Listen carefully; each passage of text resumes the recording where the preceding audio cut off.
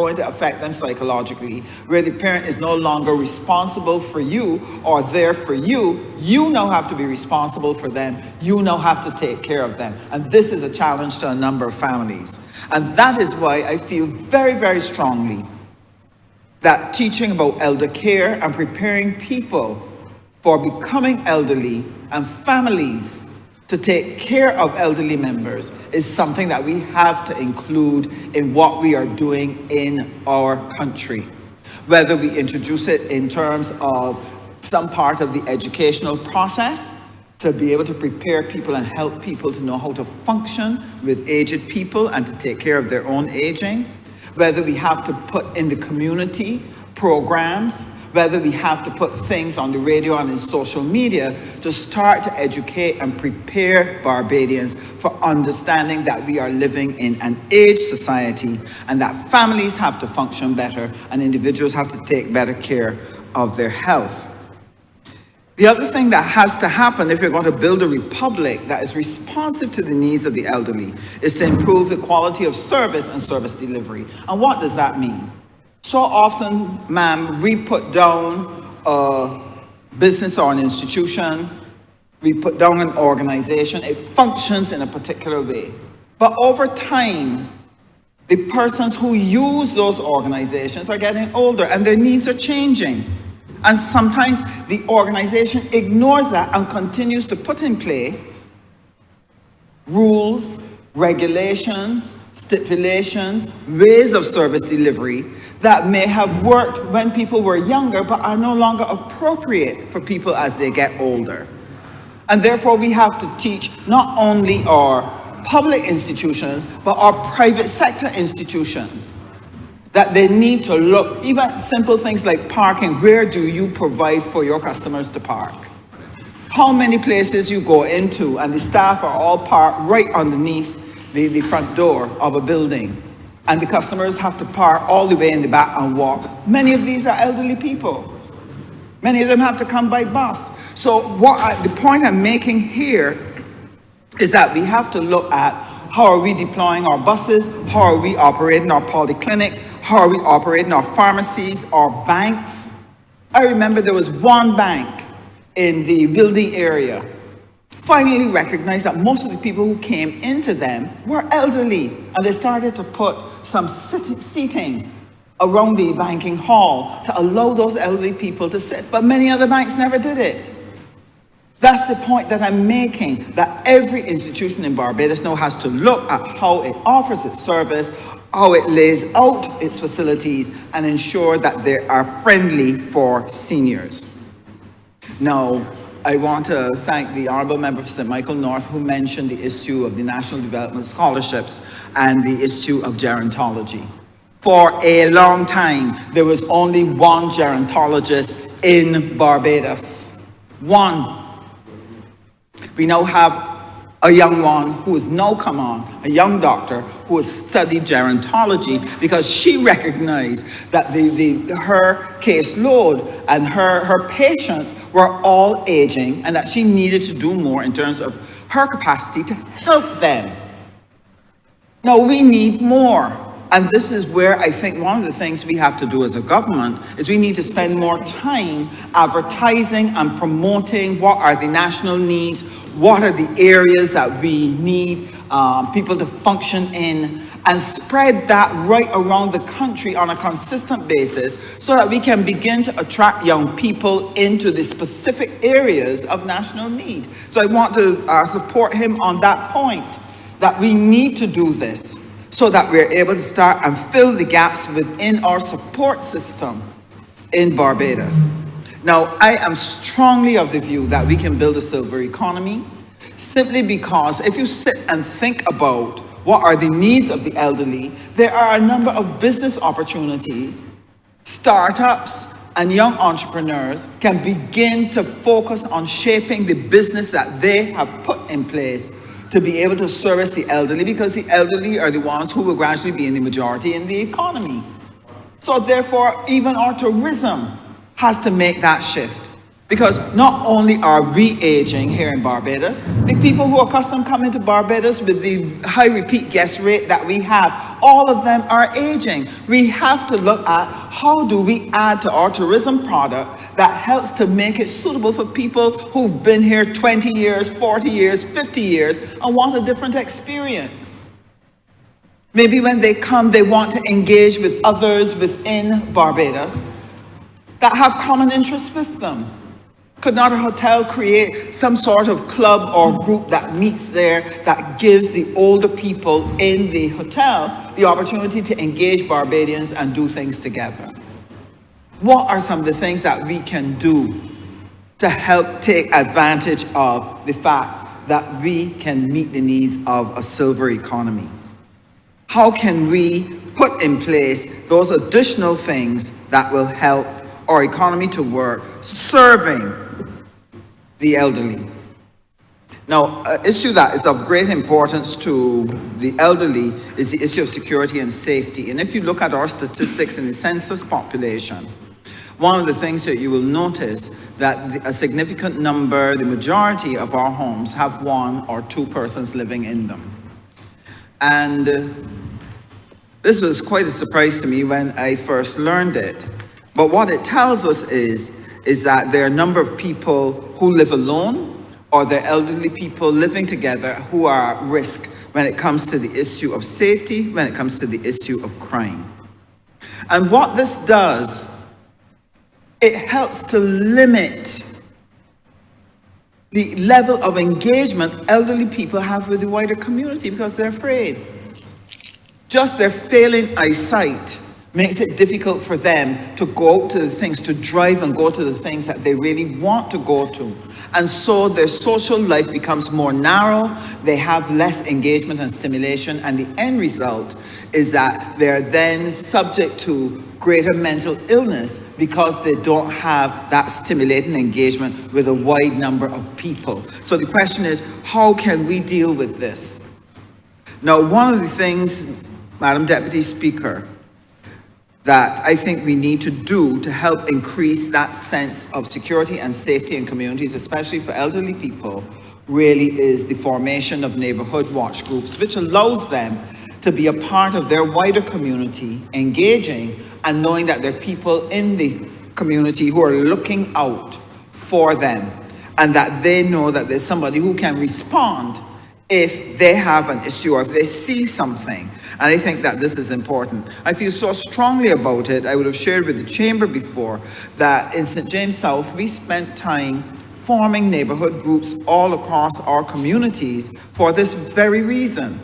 And just as we had the impact from Beryl, the neighborhood watch groups became even more vibrant, and people started to say, well, look, I was not in the group, but I want to get in now, because they're recognizing that community togetherness is an important aspect of helping to build security and safety. And this is what is going to be needed for our elderly if they're going to be able to feel comfortable in their homes and relax in their homes and not be afraid every time they hear a noise outside of their home. Now, a matter that disturbs me greatly, and I think it has caught the attention of a number of people in the society, and that is the deterioration of assets, especially among middle-class retirees. That when they were in their peak earning salaries, they were able to afford building a house of a particular style and size. But over time, with retirement, the cost of the maintenance and upkeep has gotten beyond them to be able to do it. And what we're seeing as we drive around the country, we are seeing that there is a deterioration of homes and people unable to find the resources. They don't have sufficient time to be able to go and get a mortgage because they only have a few more years of life, and no one will want to give them a mortgage in old age, and so an asset deteriorates. Very often their children are already trying to take care of their own homes or their own living circumstances and cannot assist the elderly parents with the repair of that home. However, that home is an asset that they could inherit that could assist them on their journey of living and planning their families. So the question is, what can we do?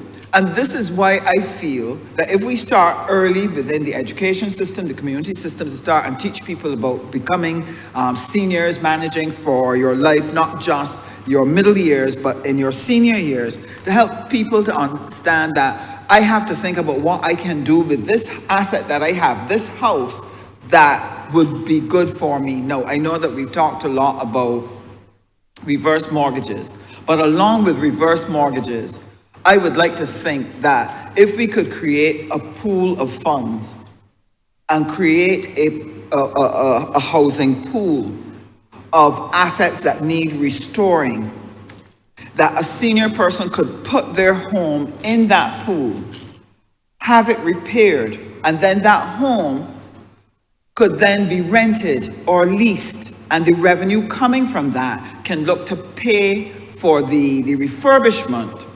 But at the same time, there may be some funds left over from that payment that can go towards their care, while they are able to move into something similar to the Seroptimus villages. I know that this government has started talking about the need to build more of those, but in order to get the elderly to utilize those services, it is necessary to start educating them, but also helping them with their current assets, so that they can easily move from where they are now, shift into more convenient and smaller premises that they can better manage themselves, while at the same time still have a valuable asset that is in good condition, that when they leave this earth, it is something that they can leave to their children. If the payment has not been completed, the children can complete that payment. I believe that this is one of the ways in which we can restore a lot of these houses that are deteriorating around the country and posing a problem of sanitation, etc., and safety in a community.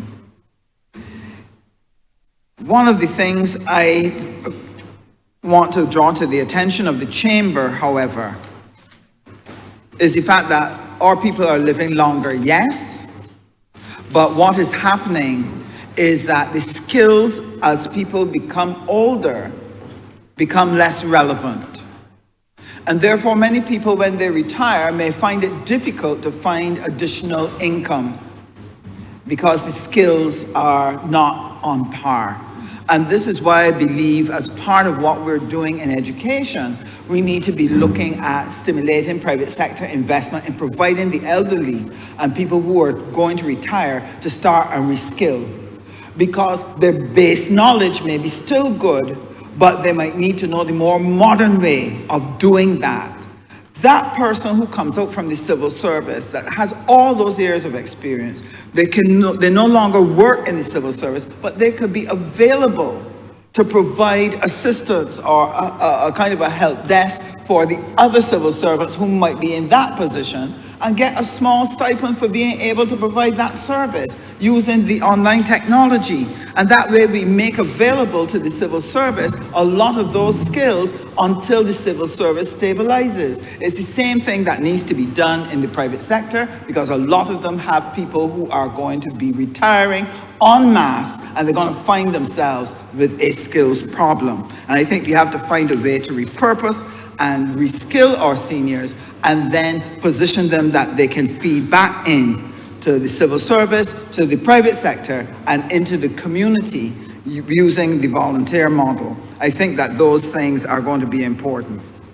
So there's a lot of work to be done, and we have to get to the place where we prepare the next generation to help them understand aging, planning for retirement, understanding how to use their assets, so that we are able to shift the problem that we have coming to us, where we're going to find ourselves with tens of thousands of elderly people who've not been able to save enough, who have not taken care of their health, who may not have the health insurance, may not have a lot in NIS, and then will find themselves in a situation of severe poverty, lack, and want, because they do not have the resources and their families don't have the resources. So I think that this work is important. And let me congratulate the Honourable Member for St. Michael South for the excellent work of his team in putting this together.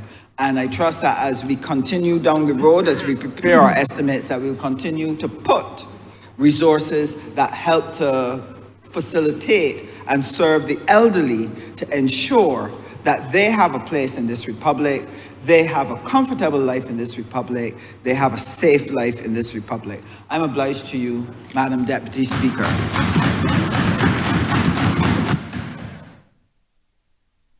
Honourable Member for St. Peter.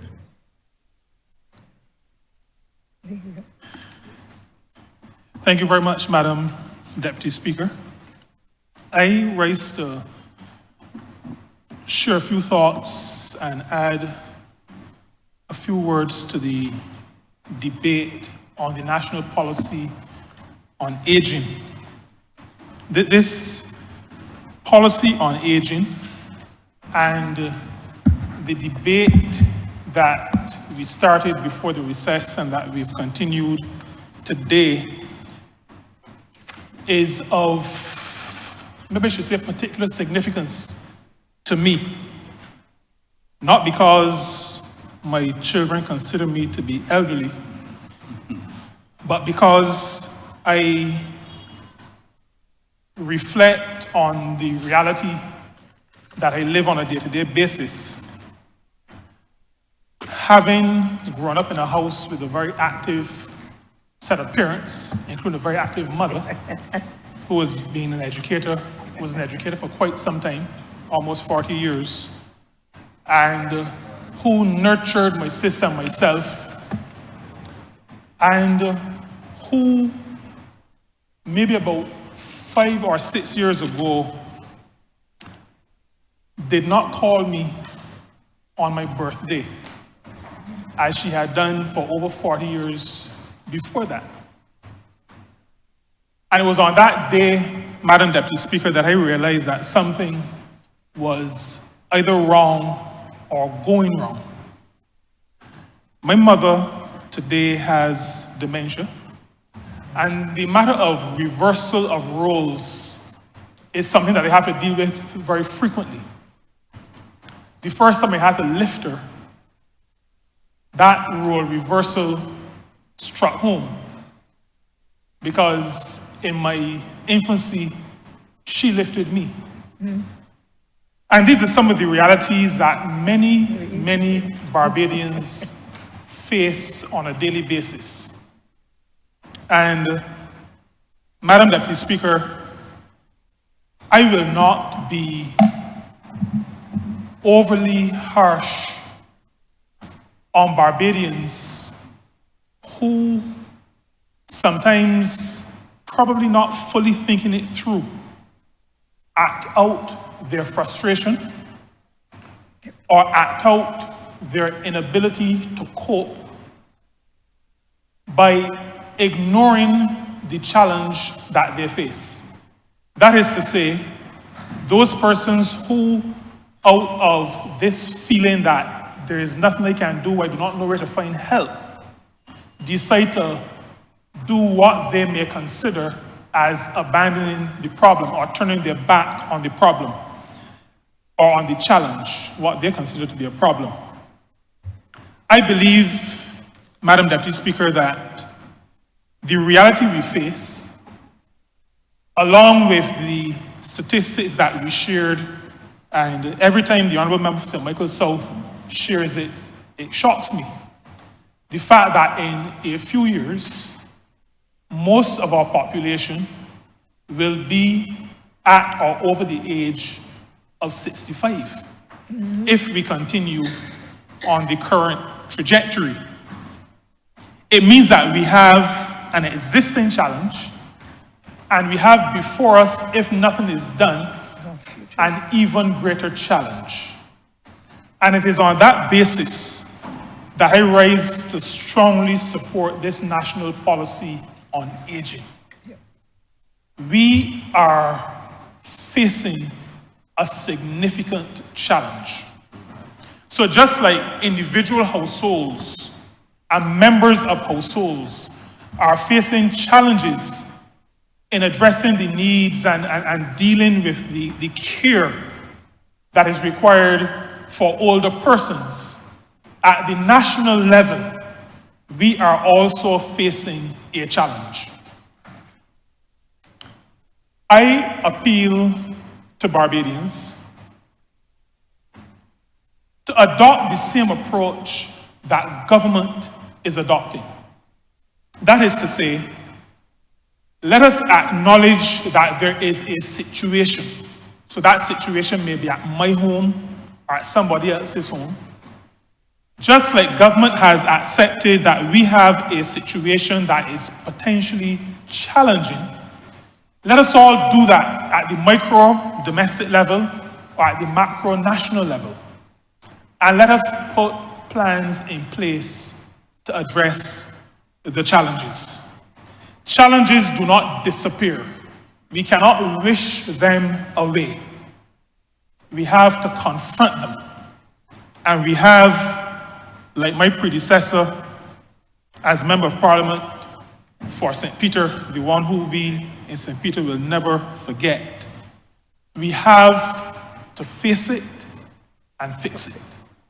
We have to do that at the domestic household level. We have to do that at the national level.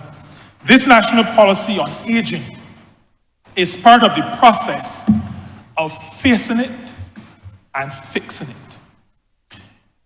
What is clear, and we share this in the debate when we address the changes at the National Insurance Board and the National Insurance and Social Security Service, what is clear for us is that we want our people to live long, to live as long as possible.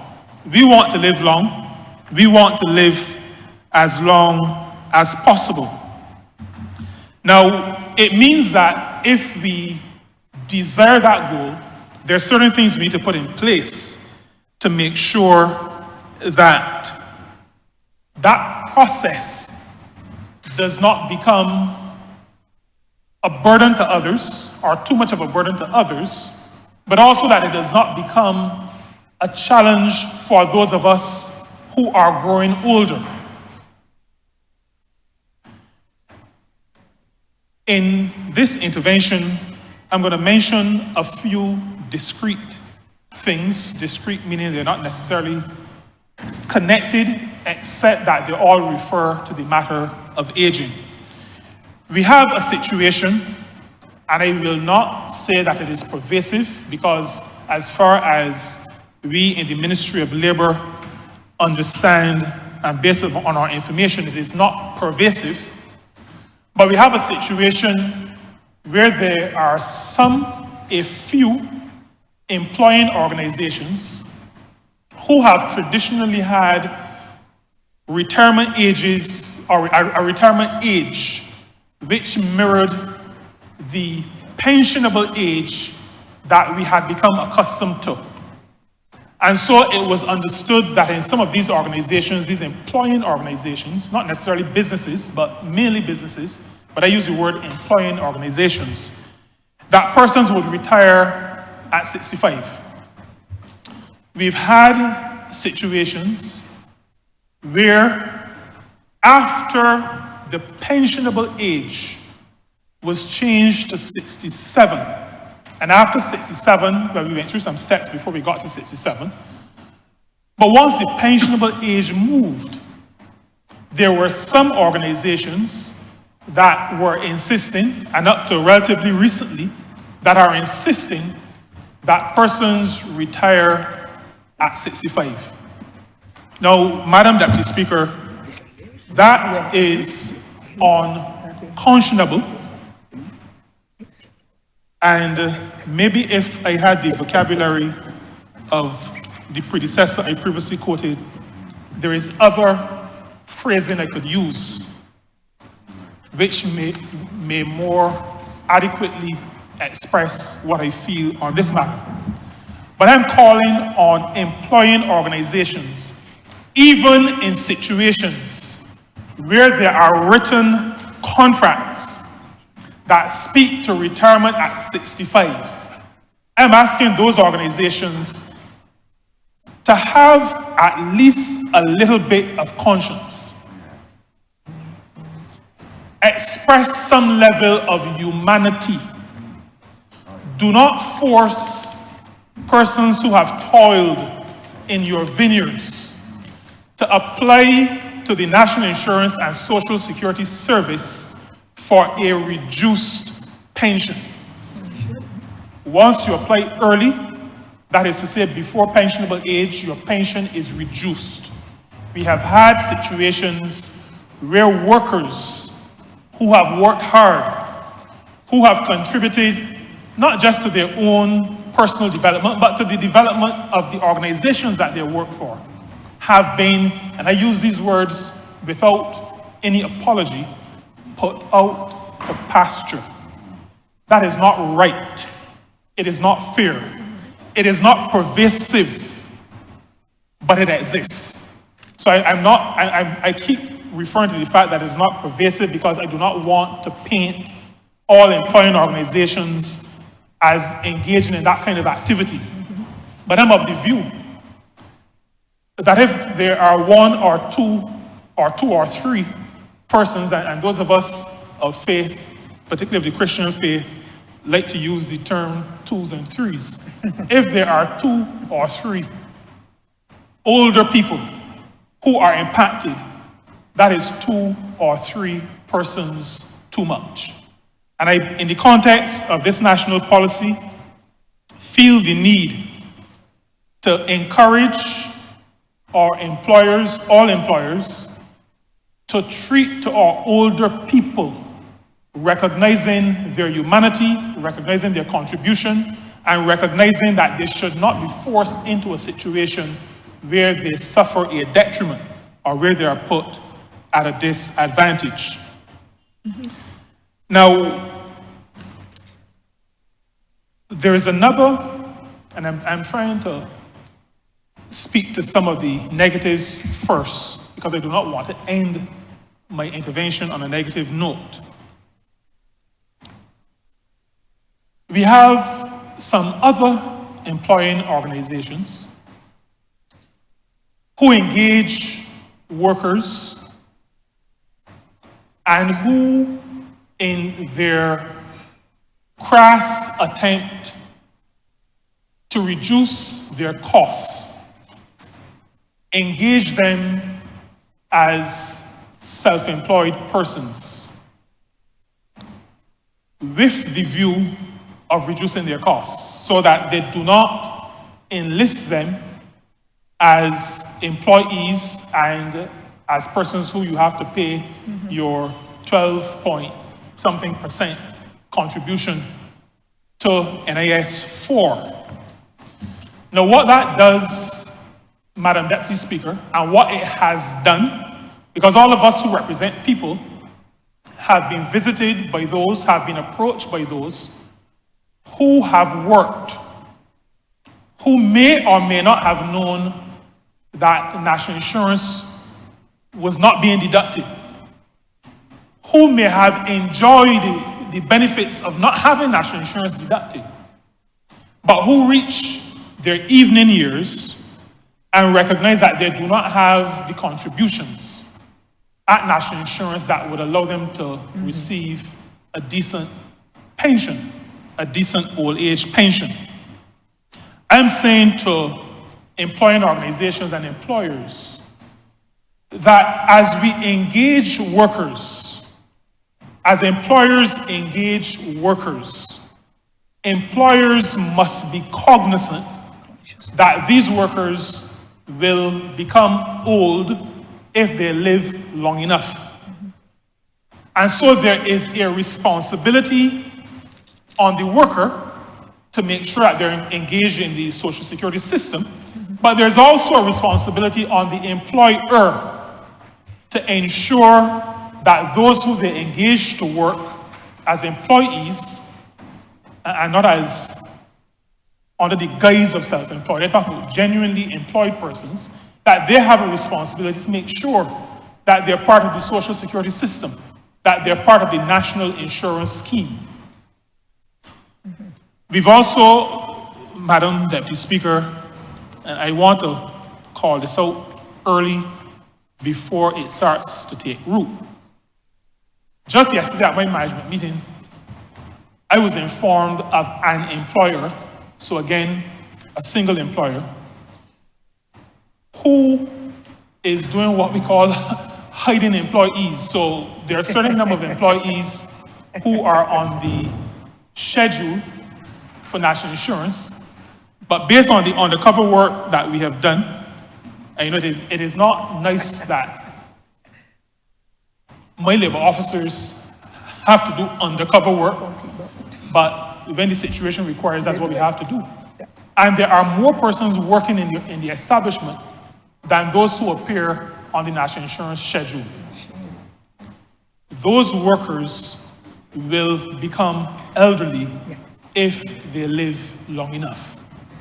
All employers have a responsibility to the human beings who work with them, who support the building of their enterprises or entities. They have a responsibility, a moral responsibility. Moral responsibility. When we're dealing with human beings, sometimes we have to look past the legal responsibilities. We're not dealing with land. We're not dealing with machinery. We're not dealing with technology.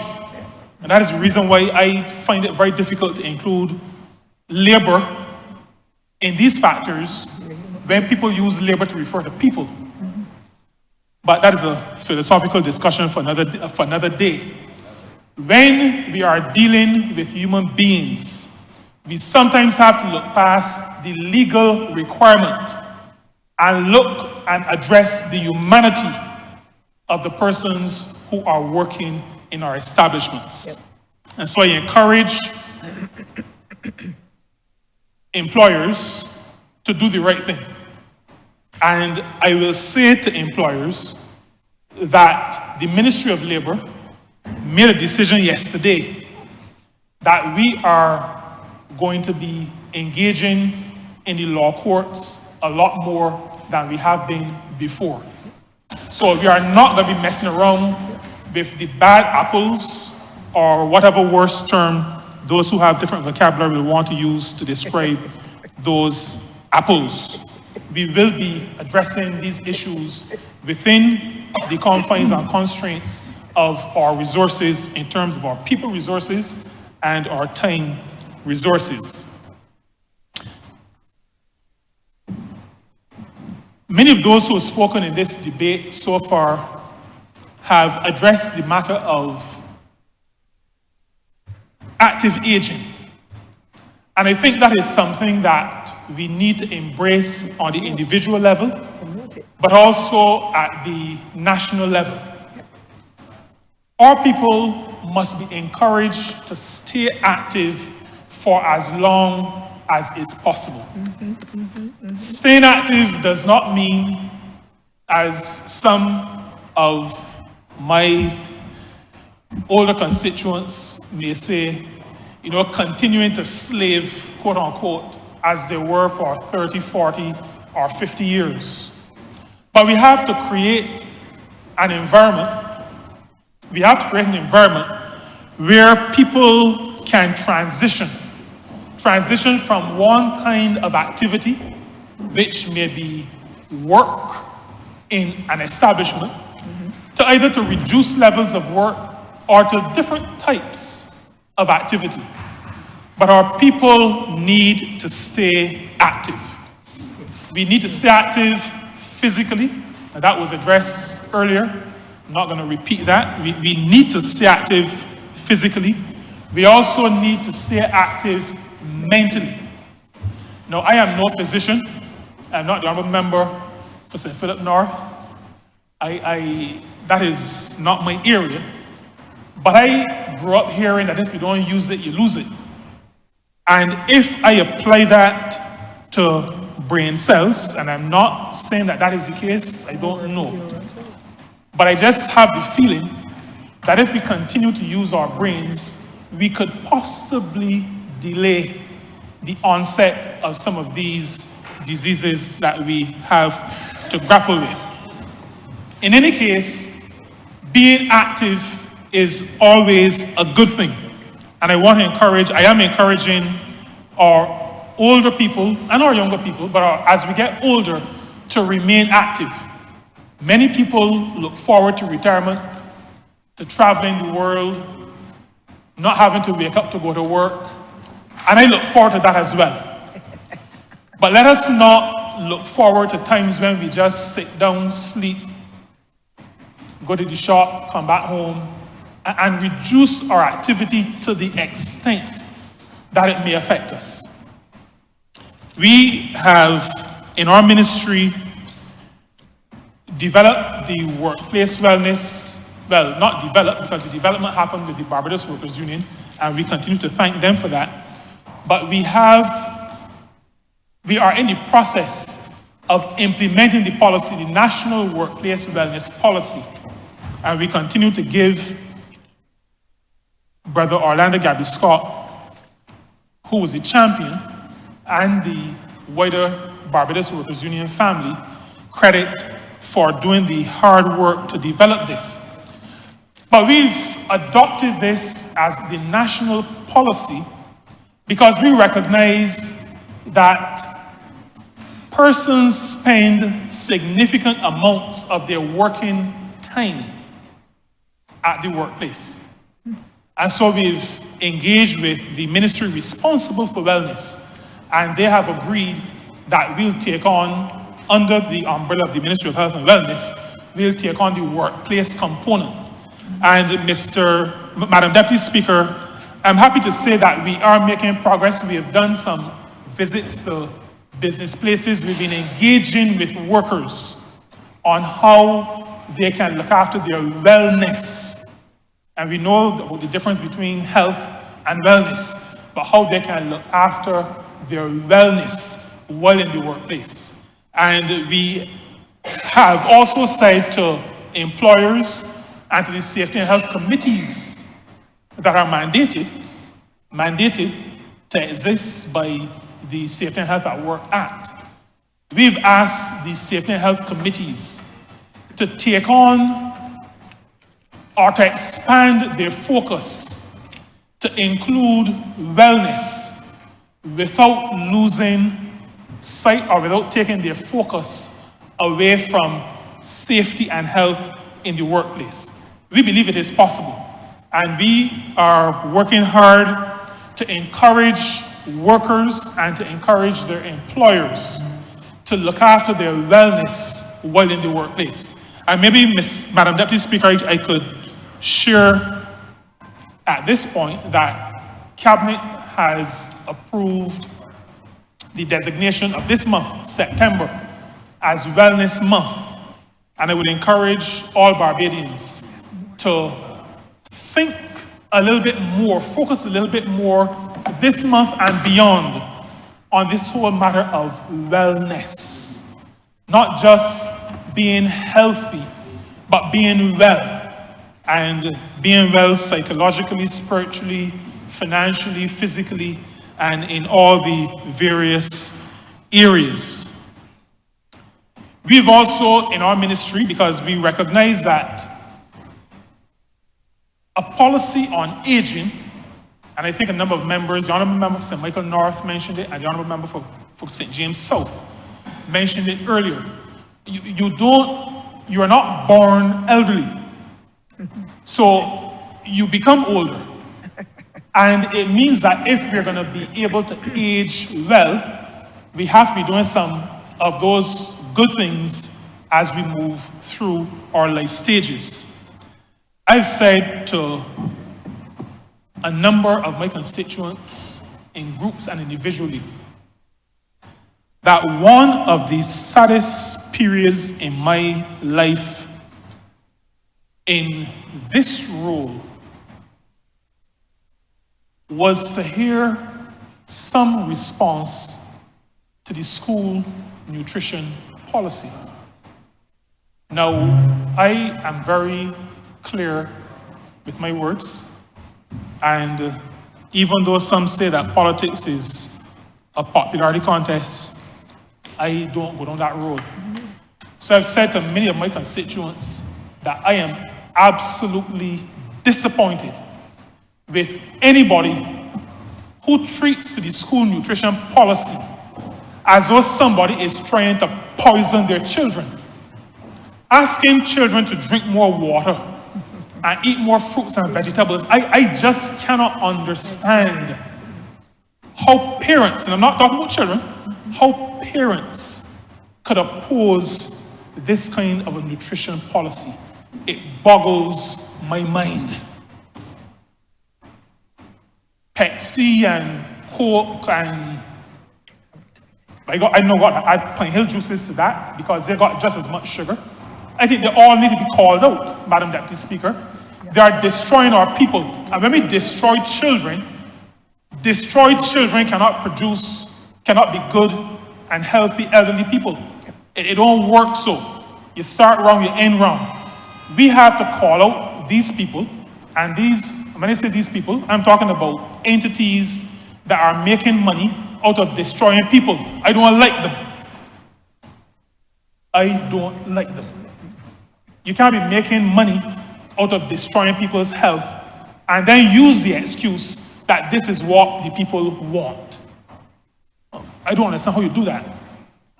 And I don't subscribe to it. So matters like the school nutrition policy is something that, while it seems distant from a national policy on aging, is very related. Because a national policy on aging is not just a national policy on the elderly or a national policy on the aged. It is a national policy on aging. And as some people sometimes comically say, from the time you're born, you're told that you're some amount of weeks old. So old is attached even when you're young. And if a national policy on aging is to have impact, then we have to work with our people right through the life cycle. The other thing that we are encouraging at the ministry is that we want employing organizations, wherever people are working, to consider mothers of newborn babies.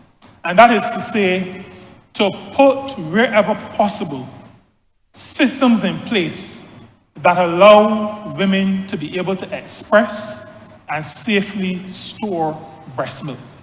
Because we believe that if we are to take care of our people through the entire life cycle and have active and good aged people, then those things that predispose persons to be healthy at later stages in their lives must be encouraged.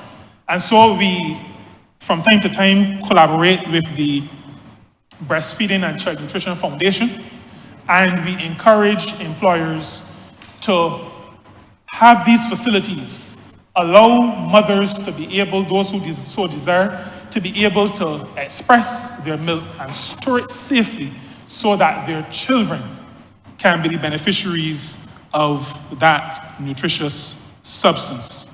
The final thing I want to say, Madam Deputy Speaker, and this is a bit of circling back to close to where it started. All Barbadians need to be a part of the National Insurance Scheme. If you live long enough, you're going to get old. If you live long enough, there will come a point in time when you're not able to engage in the workspace and earn in the same way that you could some years prior. We have to look after our future. Do not be short-sighted and encourage an employer or somebody who is engaging you to bypass the National Insurance Scheme so that you can get an extra $10 or $15 or $20 or $30 in your hand. That is short-sighted. So I'm encouraging all employed persons and all self-employed persons to be a part of the National Insurance Scheme. I'm also encouraging those who are employed to sign up with the National Insurance and Social Security Service portal so that you can check to make sure that your employer is submitting your national insurance deductions. The National Insurance and Social Security Service has an inspectorate that goes out, that does checks. But we have in Barbados thousands of employers. We will not be able to get to all of them. I'm encouraging our employees to check. Check behind your employer. Even if you have a great employer, check to make sure that your contributions are being submitted. And finally, to those who are self-employed, we've shared this in this honorable chamber before, but I need to remind and encourage. Self-employed persons now have a very easy way to submit and to be a part of the National Insurance Scheme. You can pay any amount at any time in any way that you want to pay. That is to say, you can go in and pay. You can pay on the portal. You can send a check. You can drop money, drop a check in the drop box. There are many ways to pay. All that is required, where pension is concerned, is that you have at least $1,200 in the pot on an annual basis. But it is now very easy for self-employed persons to be a part of the Social Security system, the National Insurance Scheme. All of us, if we live long enough, we will get old. We will need that lifeline. And so we must understand that it is much more than a contribution. Much, much more than a contribution. It is truly a lifeline. And so, Madam Deputy Speaker, this national policy on aging represents the ethos of this government, an ethos that values the humanity of all citizens, that recognizes that even as you age, you are still of worth and that you are still in need of protection, that you are still in need of sustenance. This government's ethos is also one that recognizes, just like we did in many things, from the time we came into office, we recognized the problem.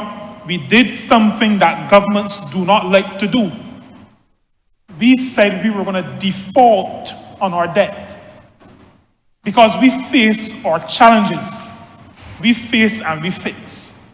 With our National Insurance Department and scheme, we did the same thing. In this matter, this instant matter, Madam Deputy Speaker, we recognize that there is a looming issue with respect to how we deal with aging in our society. And it is not just about numbers. This is about human beings. This government has developed, after much consultation, this national policy. I encourage Barbadians to become, over time, familiar with at least the major tenets of the policy. I encourage Barbadians to recognize that time passes and we will all get there if we live long enough. And so, Madam Deputy Speaker, I support this national policy. I commend it to all Barbadians, and I offer my full support to this national policy in this debate. I'm obliged to. Thank you, Honourable Member. Honourable members, sir, His Honour has returned, and therefore I will allow him to let us resume with his supervision.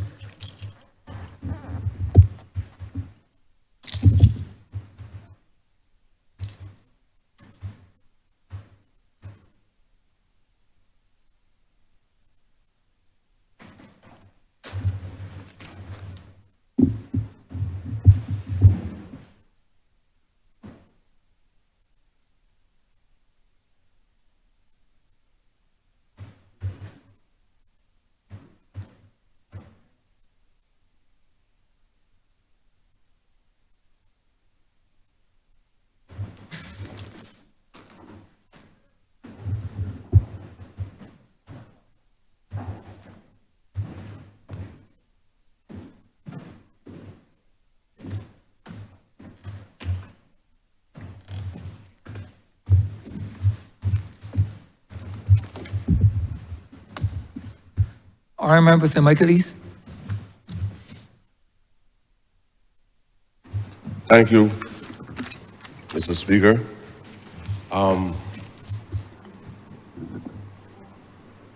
This debate is special to me for more than one reason. Probably because I also count the years before and after the present me.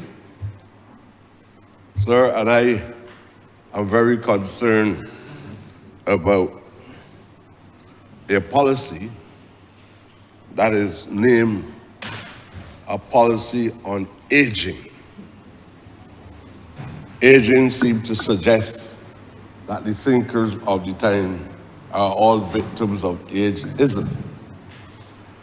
And if ageism seem to, in this context, seem to be impregnated with a divide between people of different age groups.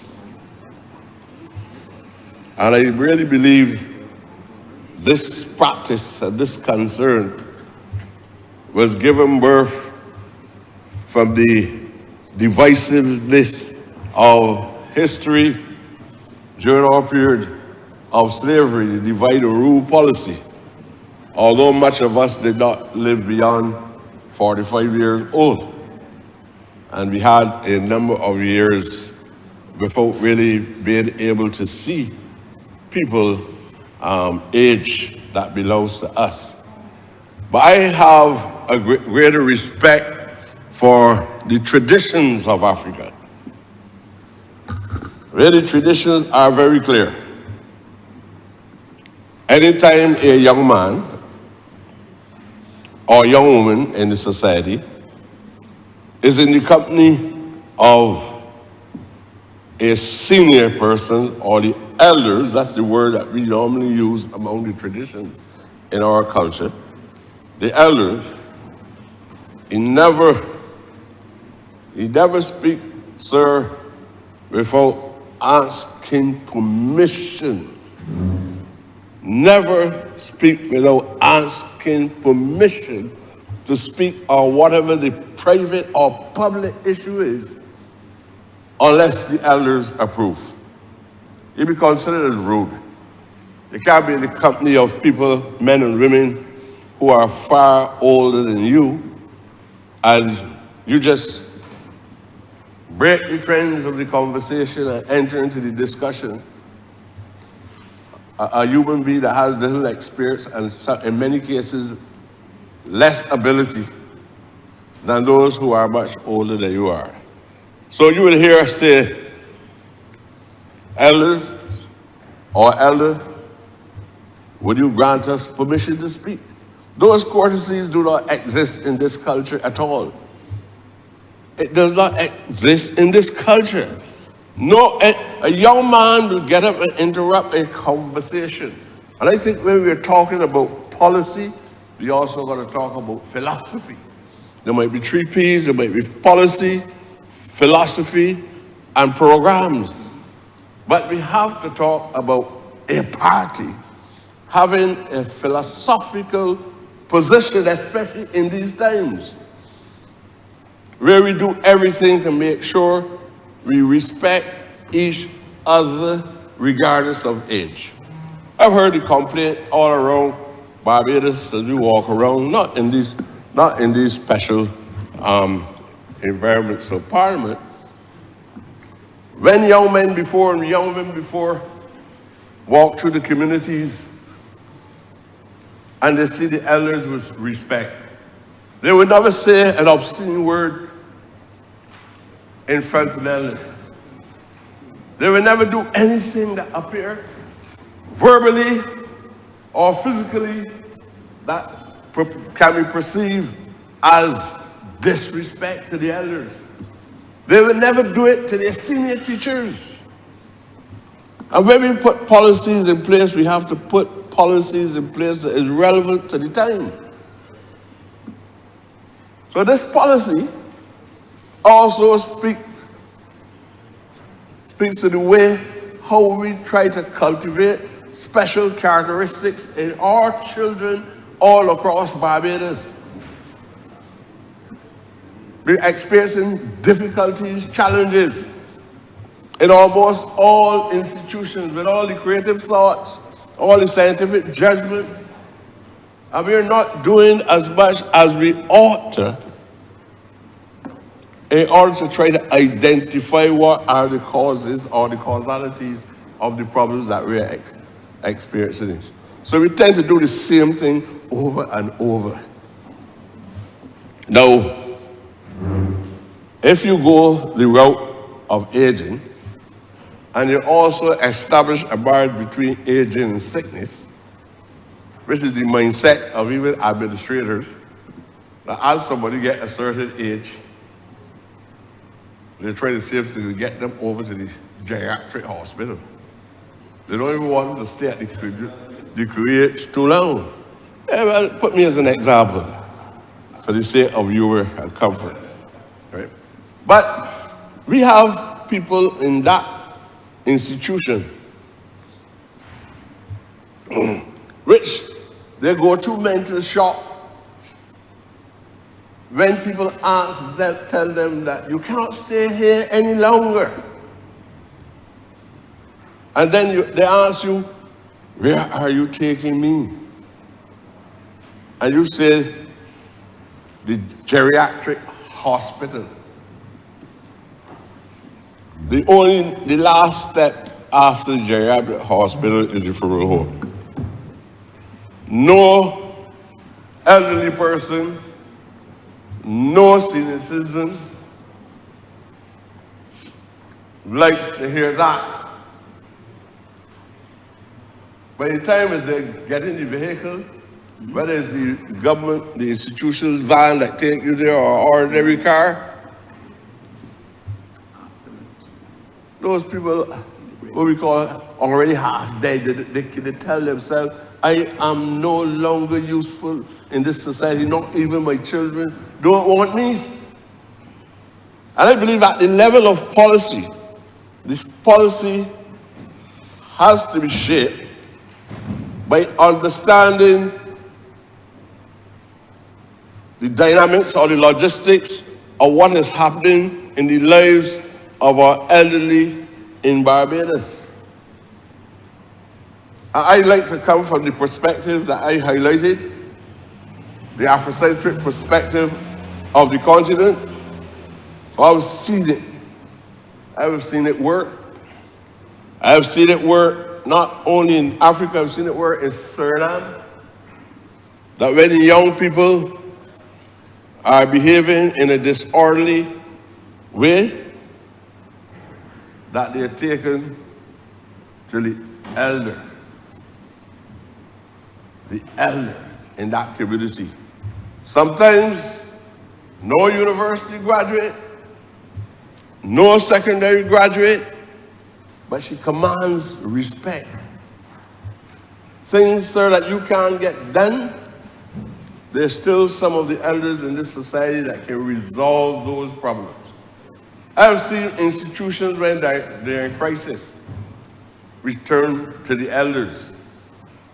But if we operate with this view that they are useless because you condemn them on the basis that they are aging, I think we're on the wrong track, sir. So I would just like to see that the philosophy helps to guide the programs. Or not all of this that we're doing, the program is going to be the same. The programs are going to be the same regardless of how much policies we change, unless we explain to all those who are supposed to execute the program that this is the way the government is thinking. It is always about transformation. It is always about transformation. How can we make things better for senior citizens across Barbados? They complain every day. Some of these people every picture that they had of their grandmother and their great-grandmother, thing to throw in the bin. And they're talking about policies. Other people that don't look like us, if you go in their houses, you see pictures all around. This is my great-grandfather. This is my great-grandmother. These people don't even have a picture in their houses of their mothers or fathers. I know that is true. When I am fortunate enough to enter a house of people of different ethnic backgrounds, I can see the respect for the elders. And we don't only talk about the elders, we also talk about our ancestry. I'm talking about traditional thinkers of the principles that were laid down in the continent of Africa. I mind all the conversation about tribalism and all of that. We respect those things. Not this colonial society. It is still not, it is not post-colonial, it is still a colonial society. People are still governed by models that were handed down to them, and the people who handed down the models don't respect the models in their own families. And that's what we're experiencing in Barbados.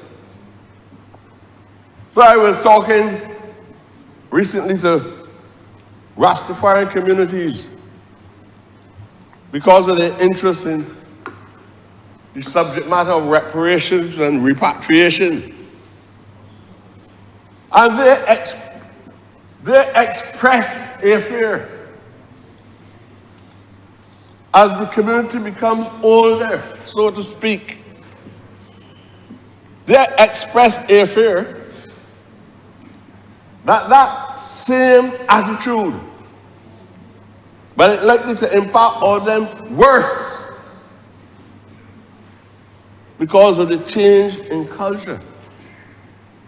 When a Rastafarian brother or sister reach a certain age, can't even get a chance to go to that same place that depicts sickness, called Yam's house. Sickness, not age. You can't get in there. The institutions that are responsible for the evaluation, they are not letting a Rastafarian in there. And they've been asking me, in the position which I have at present, they've been asking me if this government, and to some extent they believe that this government is a progressive government. And I would like to believe that too, sir.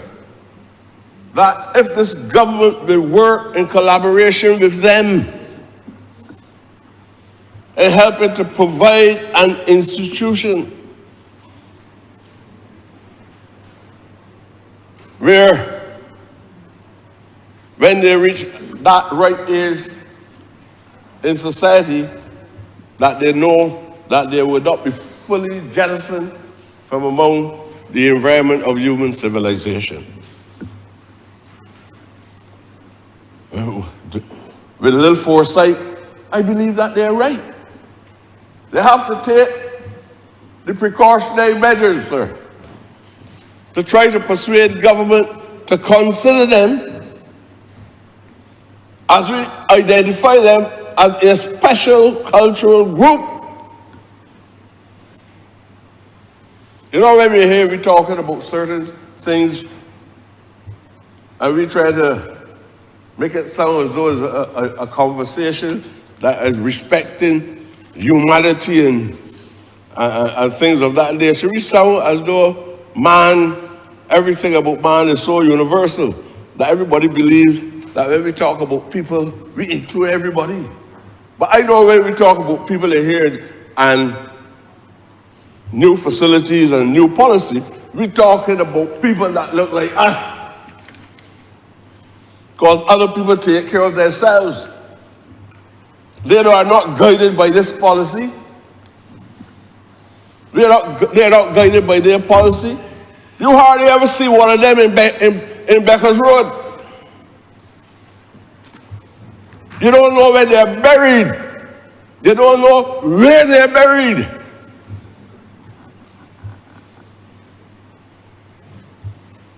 So this parliament must be realistic. We are coming from a status where we were not even perceived as human beings. And now that we are here, we have to apply ourselves not to the melody of conversation, but an in-depth and profound assessment of the society in which we live and how we treat our people, right down to the stage of death and even beyond, because we must also show respect to them even when they are in their graves. In other words, there must be pleasant memories that live on. So I am not going to give you any shopping list, sir, because I am helping and I'm also trying to explore what guidelines we ought to use in order to refine our national policy. I'm not even objecting to what we have, but I believe that this government should have a policy for the government itself, that when we're dealing with issues of this kind, that we don't have to wait until we come here. We can engage in serious debate. So when you come here, a whole day, you need a whole day, sir, to discuss a policy of this kind away from Parliament. And then we can do the formal thing by coming to Parliament and then have a debate on it. It is not, you don't hold a meeting in the evening and invite people that aren't prepared to come and spend a little time socializing.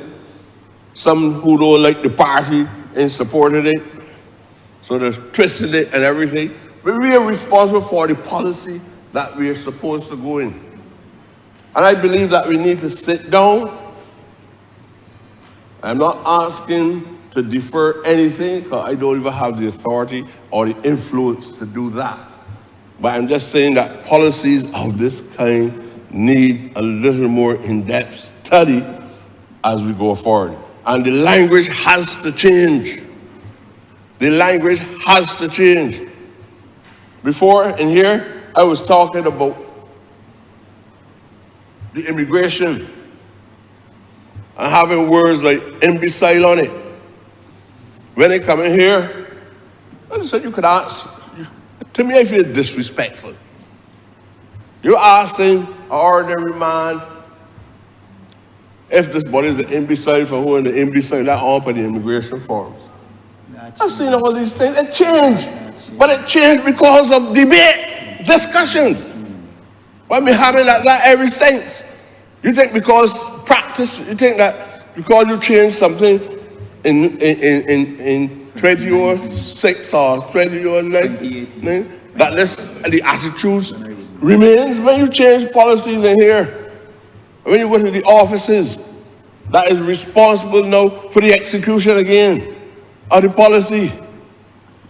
Some of these people do not even listen to the debate or read anything from the official gazette, or even ever read a document related to the lives of the elders in this country.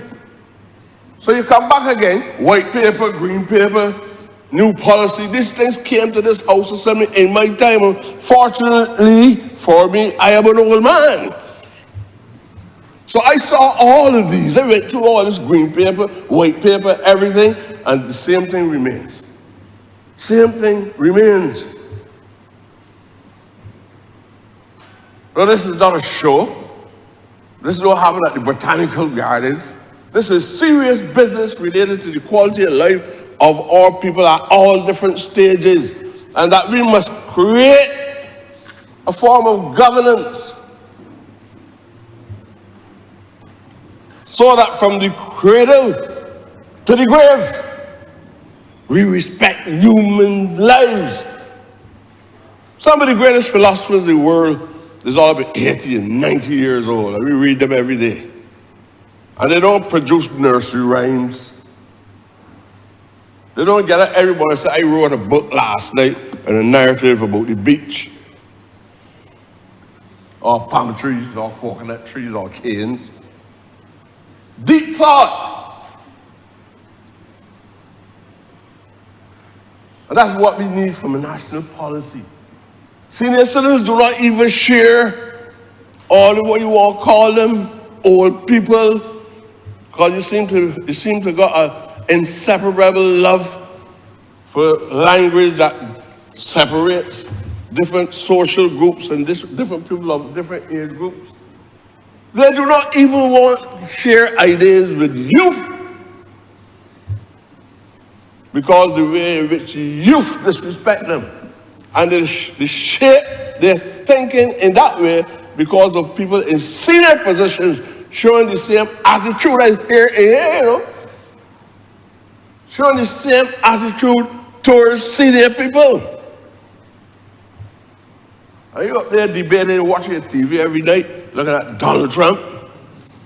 You don't know? In your country, he should be out every Saturday. He should be out every Saturday, every part of the world. And you're looking at Biden, and then you're looking at a new movie star. And your situation is the same thing in the United States of America. Still living on the ghetto in a 4x6 spot. Can't even repatriate funding no more, because you're struggling to survive. So I believe that this policy needs, for me, a more extensive, serious debate, not how big the alternative hospital is going to be, or how the capacity, then a discussion on policy. That's a serious discussion on policy. I ain't hearing anything about any fundamental changes in the programs. So the minister speaks good. This minister sounds poetic. There's a melody in this tone, but no transformation. Because the authority must go beyond that.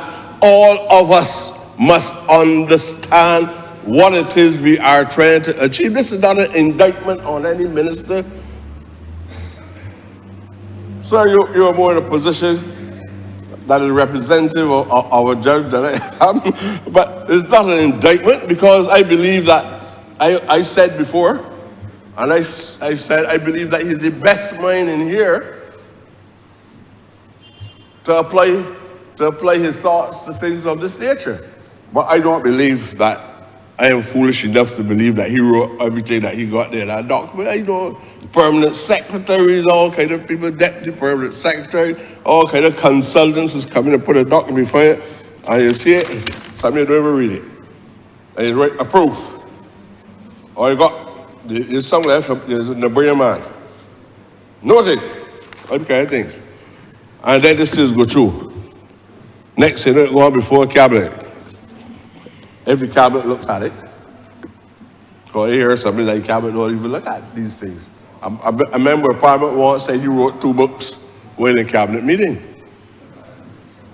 These are things that you hear. So all I'm saying is that there are things that we can do that we're not doing. And there's probably a necessity for the change in the mechanism of governance. How we govern, how we shape national policy. I'm not talking about a small fraction or a small figment of somebody's imagination, and they just do a little note and bring a resolution to Parliament or character annual conference and all that kind of thing. A debate on how we treat the all elderly people in this society is a debate that is massive and needs greater input, rather than be doing things and it then becomes part of a ceremonial exercise that we, at the end of the day, we will make no transformation. I say this because I was privileged before to be Minister of Social Transformation. We had long discussions. Recently, the Prime Minister introduced a model in which I thought I would have seen it happen more than once, sir. We were dealing with policy papers related to the same ministry. And in that effort, that template, blueprint, all these terms that is should mean same thing. Members of even the opposition, who at the time were not in Parliament, were invited to participate. And I heard some great contributions, and the minister can testify to this, in that meeting. And one of the persons who spoke extensively on the policy at the time has deceased, but I know that he made a significant input. At times we had different views in here, but he was very open-minded, and he expressed some of his concerns based on his intellect, and some of the other concerns came as a result of his experience as a minister. And I would like to believe that those ideas, other members were present at that meeting. And I thought that was something that was fresh. And that is something that I suggest that's the way that we should go in the future. We don't have to come here and at least sometimes say things because we believe it is good only for the persons who give us full support. But this is a national policy. It need not have exclusively partisan input. And I thought at the time, I can't remember which constituency that the Honourable Mr. Lowe related to. I use that, sir, because I can't remember the constituency, and I ask pardon the circumstances, but I remember the representative from St. Thomas was also there. I was there. The former minister who represented Southeast was there. I think that we need to have policy papers before this Parliament after that extensive kind of assessment, so that people will learn. It is something that needs to be planted in the psyche of people early. Respect the elders. Don't use language that is derogatory in any way. Don't make senior people feel discomfort by your effort to reject them in the system. So we cut out the language. That's what we can do here. And we form philosophical concepts that help us to create a new society, where out of that society, teachers can feel the benefits of the teachings coming from this government. Senior people can feel that this is an effort. We need to create a more civilized environment than the one that we have. And we don't have to judge civilization, as I said, based on any British model. We have elements that we can examine, and we can try to see how we can apply them. You might not get it done in a year or two, because the whole form of governance was fashioned for specific purposes. And that our presence here as senior people and as politicians must not be seen as exclusively dominant and exclusive of other people's opinion in shaping the national policy on how our civilization will continue to develop. I just want to make those few remarks, sir, and I hope that I have not exceeded the time that I was specifically should be allowed to speak. So thanks very much for making the short contribution. Honourable St. Michael's Office. Thank you, Mr. Speaker. I want to lend my voice to this what I consider very important debate, a resolution to address the national policy on aging. I believe that this particular policy has obviously come after very extensive consultations with various sectors in society. And I heard the last speaker, Honourable Member for St. Michael East, obviously raised a number of concerns in terms of levels of consultation. And I do agree that, we have to continue to engage with stakeholders. But suffice to say, I think that this administration on coming to office recognized that just as we were trying to work in terms of getting the economy up and running, we also had to focus on a lot of these social issues. And I think immediately we were able to have committees established to be able to look at years of policies, years of data that had been written. That the same member for St. Michael East has served on several committees to weigh in on the issue of aging.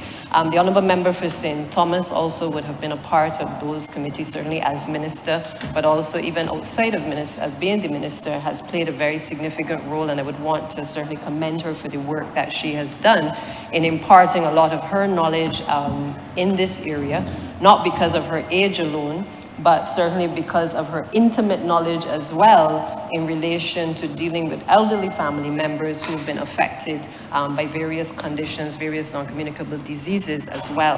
And I think that we have benefited certainly as a party because of her wisdom, but also the ability to also tap into persons like the Honourable Member for St. James North, who has also played a significant role in working with persons with disabilities who are also elderly. I think this administration has demonstrated that we are keen on the consultations with the various stakeholders, keen on engaging people, whether they're parts of vulnerable groups, whether they are elderly, whether they are at-risk groups, to be able to get a better appreciation of how to inform policy.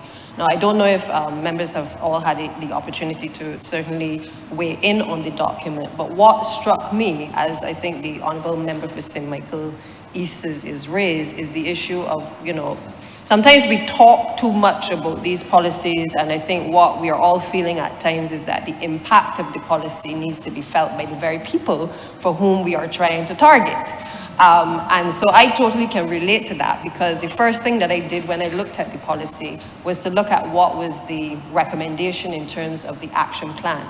Because without an action plan which clearly defines how we are going to execute all of what is in this document, at the end of the day, we all know that it is going to just sit on somebody's desk. It's going to be another piece of reference material that we are referring to over time. But the truth of the matter is, for all of us who represent constituencies, we all know the issues that elderly people are facing, and we also deal with our own personal issues with our families as well.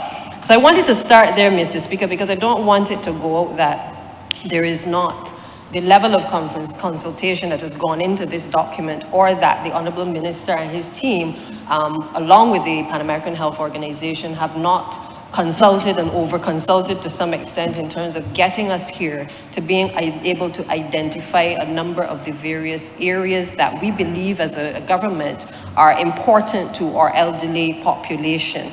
And I say that because I think it's like the very first couple of pages speak to a few areas that I believe are drawn out in this policy that meet a lot of the concerns that we all have. The policy speaks to the issue of community care and the supporting social services. It speaks to health services and medical care, financial, social and economic security, the treatment of elder abuse and related threats. I remember, Mr. Speaker, being in this place and hearing another administration speaking about an elder abuse policy, being able to deal with the issues of how, and many of you are nodding, being able to address the issues that were facing the elderly, where people were taking up their monies, cashing their pension checks, and not applying it back to our elderly people. This administration has, for the most part, stopped the talking and is moving towards the necessary legislation to be able to create a framework where those issues can be addressed. The resolution also, and the policy also, speaks to the issues of the physical and the built environment. It speaks to the preparation for national disasters. Members will be well aware, when we are facing a natural disaster, what happens is that a lot of us have to revert back to looking at our list of persons who are vulnerable in various communities, being able to ensure that we're able to get to them quickly with a view to being able to addressing a number of the issues they may have. Some of them may need medication, some of them the house roof may have blown off. The policy speaks to, again, at the crux of the matter, what some of the issues are that we have all encountered and that we have been able to weigh into this particular document. And then, of course, the issue of pandemics, because we never thought, I think, in our lifetime that we would experience a pandemic, and we would have to, as a country, have to now learn how to deal with these types of situations where our elderly population cannot now interface in the way that they did before, but that we now have to prepare, in a sense, in the event that there's another eventuality such as a pandemic. The document speaks to the overall framework of how we as a government certainly address these matters. And then, of course, there's the legislation for protecting and supporting the elderly, which again, as I said, we've started the process of being able to address the elder abuse issues. So, Mr. Speaker, I don't want us to leave here with a misunderstanding of what this document says, but also that this document sets the framework, the context for what all of us have expressed over time in the various stakeholders and through many of the different persons who have drafted all kinds of policies prior to this and kept them in draft and never moved them to action, that this policy document encapsulates all of those things. But what we must now move to is addressing in a very granular way the issues of the implementation of this particular policy. Now, Mr. Speaker, I remember when I was growing up, doesn't seem that long ago, I wanted to get older. I wanted, being an adult seemed to be something that was attractive. It seemed to be something that we all wanted to do. You want to, do the things that adults do. And it was also, you don't want people telling you what you should do and what you should wear and how you should do it. And the concept of being an adult seemed an exciting one. I have said over and over that the problem that we have is nobody tells you the harsh reality about adulting.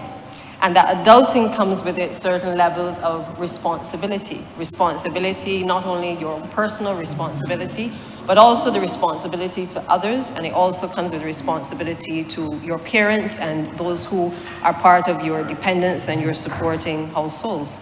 So while I like the idea of getting old, I would want that as part of this policy and as part of this action plan, that one of the things that we help to do in terms of turning the corner is really to start to speak more to our young people about their responsibilities as young persons in relation to how they support the elderly population. I've heard the Honourable Member for St. Michael's South repeatedly speak to this issue in relation to the challenges that we are seeing in the society where a lot of our elderly people are being abandoned. I grew up in a generation, certainly, where, I cannot even think of abandoning my elderly father or my mother, for that matter, or any of the elderly people that I certainly support. It was something that was ingrained in you from the youngest age, where you were required to honor your father and your mother. You were supposed to respect your neighbors. You were supposed to respect the elderly. You were supposed to be courteous. You were supposed to open doors. If somebody needed a seat, you were supposed to stand up and allow them to sit down if they were older than you.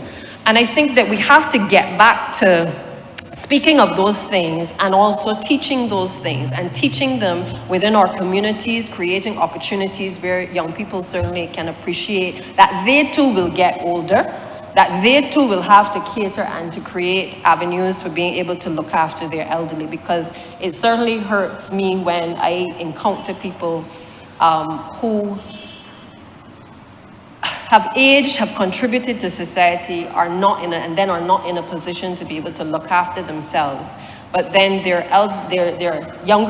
children are also not catering and looking after them.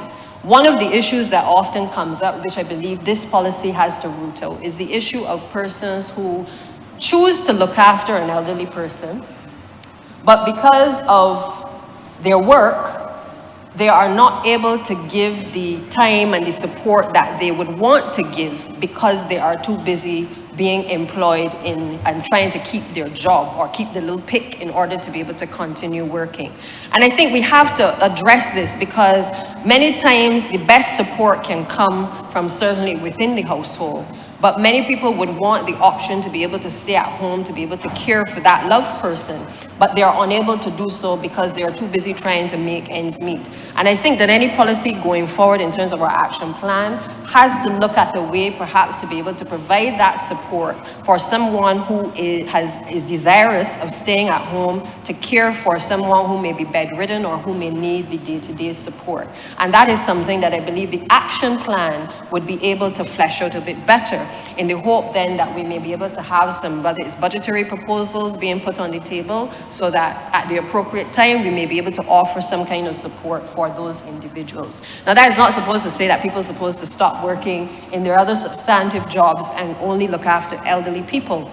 But I speak in this way because this is becoming our reality, that elderly people sometimes prefer their next of kin, their own family members to be able to look after them. And there are some people out there who are willing to do so, but they do not have the financial support to be able to do that. Now, the truth of the matter is, Mr. Speaker, is that I feel that apart from the education and desensitization, we speak of active aging, we speak of keeping people engaged, but the reality is that, it's good to say that people should remain active, or that people should not only engage in healthy lifestyles, but I think that part of the action plan must also be changing the mindset of us just having a week of activities talking about healthy lifestyles, or a day of activities just talking about healthy lifestyles.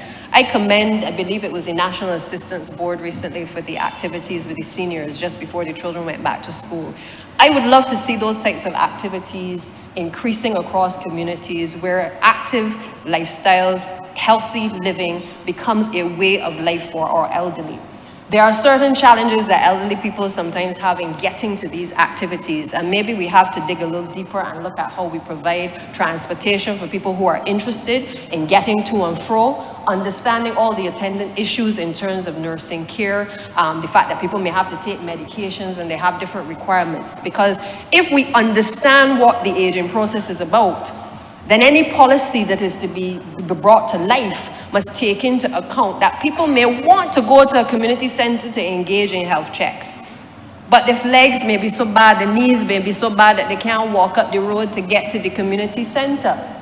And therefore, we may have to look at encouraging persons to be able to participate in programs where they can transport and provide the mobility that is necessary for persons to engage in those activities. It may just require a little bit more thinking through of how we do it, but if we can engage persons to come to a political meeting and we can mobilize for that, my view is that we can also mobilize to ensure that people are able to look after their basic healthcare needs as well, by being able to provide that level of mobilization and support for them to be able to go to particular places where these checks are happening.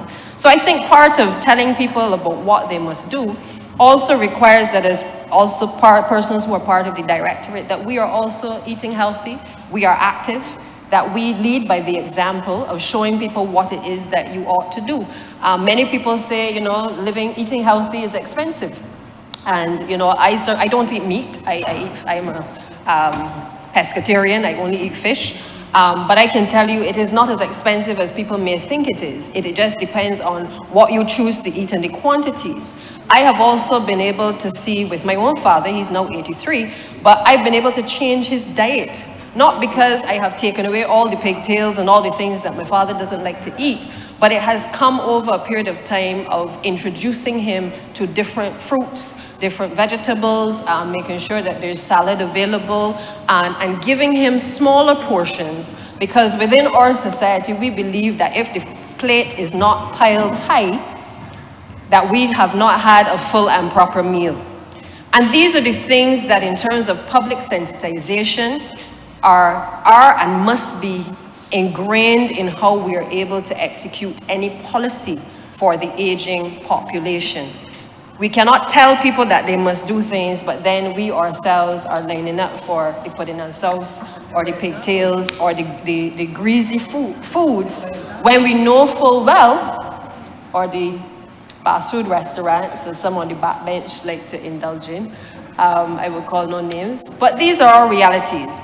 We all like to take a little something that we probably shouldn't from time to time, And I believe that there's such a thing as moderation. But equally, if we're going to speak in terms of a national nutrition policy for our children, the national nutrition policy has to also include our elderly population. And it has to be such that if you're telling the children that they mustn't eat certain things, then you also need to be targeting the adults so that they're not buying the things that the children ought not to be eating. Because it's okay to captivate them within the school environment and ban certain foods, but the wider population, the aging population, must also be the beneficiary and certainly the recipients of the knowledge and the understanding of how to prepare healthy foods, how to engage in a healthy lifestyle as well. And I would say, you know, I recently bought my dad what they call a recumbent bike, because, and I'll tell you why. I bought it because I knew he couldn't handle the other types of stationary bikes because he would have to mount himself onto the bike. But I got him a recumbent bike because I recognized that what he would love to do every day is to watch CNN or MSNBC to see what is happening in the US elections. He'll sit on the telephone and he'll talk to everybody, and everybody across Barbados, my father will speak to, about what is happening in the island. But what I realized is that he was not active. And by not being active, there's an impact in terms of his circulation. And in turn, that can lead to challenges in terms of his health and his healthy lifestyle. So what we did is we got the bike and we were able to allow him to watch television, to talk on the telephone, but he's now riding and moving his legs and remaining active.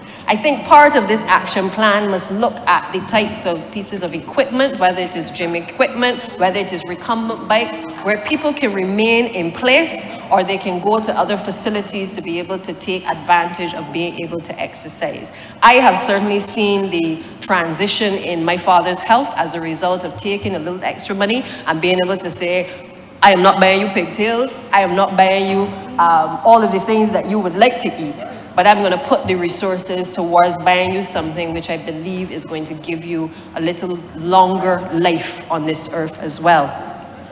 So diet is important, and I think we have to encourage our people to cut back on sugars. There are way too many non-communicable diseases that are impacting our entire society, and it's starting obviously from childhood ages, and we need to be able to nip this in the bud with a series of public education programs designed to target the society. It must no longer be that we see a week of activities as where we give up something, but rather that this is ingrained in us, that every single day we must strive to be able to ensure that we eat the correct things.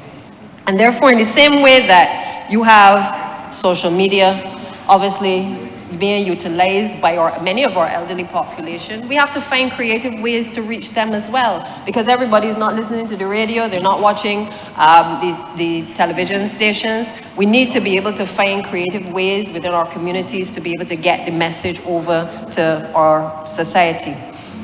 Community centers, as I said, need to become more focal points. The Ministry of People's Empowerment has started the process of decentralizing services in terms of social services.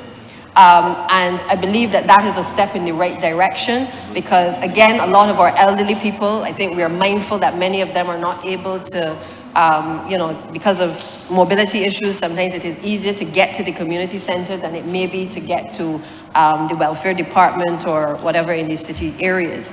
And so I think we have recognized that decentralization provides better support systems. What I think we must caution ourselves on is making sure that the support that is given to those particular satellite agencies is a support system that is able to allow them to be responsive. Because if they are not able to respond to the concerns that persons have who are elderly, or generally in terms of social care services, then we are only seeking to frustrate the elderly population even more. So it's like the service is coming to you now, but you are still not getting the level of service and the understanding that is needed in order to deal with that segment of the population. And I think that is something that the action plan must look at. How can we provide that support to persons where we are responsive, where we are understanding and empathetic of what elderly people must deal with. I think we also need to look at the whole issue of the health care. And you know, Mr. Speaker, this is an issue that is very near and dear to my heart. I can't have this discussion on the elderly without acknowledging a number of the phone calls, a number of the people that I visit who complain of still, regardless of all of the expenditure that we have made in relation to the Queen Elizabeth Hospital and our polyclinics, and I thank the Honourable Member for speaking to that earlier in terms of putting things in perspective. That is all well and good. But one of the things that makes a difference for many people is how they are treated when they go to a healthcare facility or when they go to any healthcare facility. You could be feeling at your worst, but if we engage and embark on a program to ensure that we are empathetic, that we talk to people when they come in, you say to the little old lady, ma'am, do you want to sit down? Let me find a chair for you to sit in. Have you had anything to drink?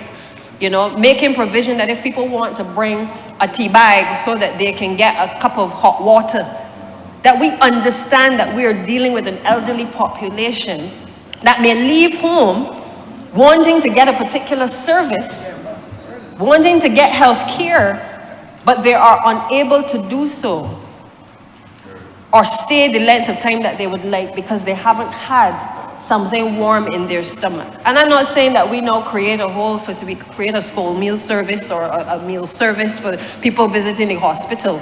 I'm saying that as any other developed country does, we must pay attention to the fact that when our elderly visit some of these institutions, they are doing so with nothing in their stomachs. And just the comment or the concern being expressed to them as to, have you had a meal?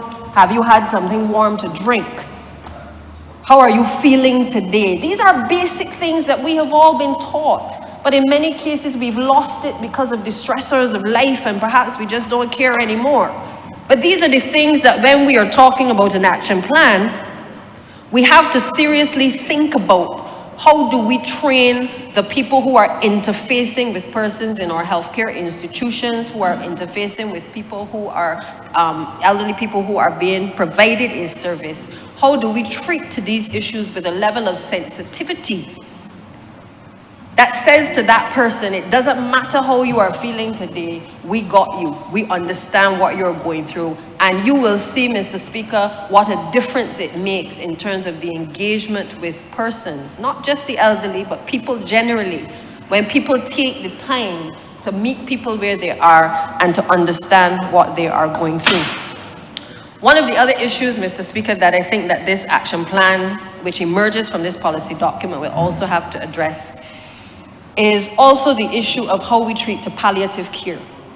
I encounter several people who go through, whether it's cancer treatment or other treatment, and as a result of the changes to their body, the changes to their diet, many people are uncertain as to how to deal with that stage of their life. They're told they have stage 4 cancer, and in a sense, sometimes they're left to go home to die. They're not given sometimes the information that is necessary to be able to guide them through that very difficult stage of their lives with a level of understanding that is required at that point of their lives to understand what they must now do.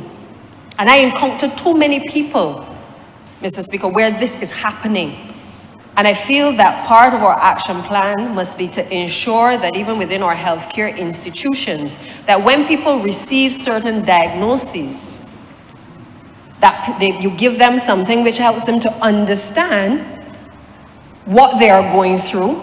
Because many times when you tell them face to face, because they are dealing with the shock sometimes, or not appreciating the full extent of their condition, many of them don't digest what is being said to them in a consultation.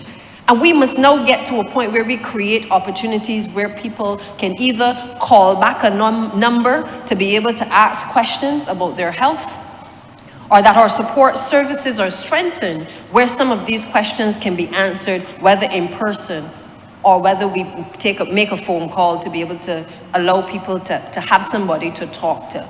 Mr. Speaker, I encounter many elderly people who are also dealing with issues of mental health.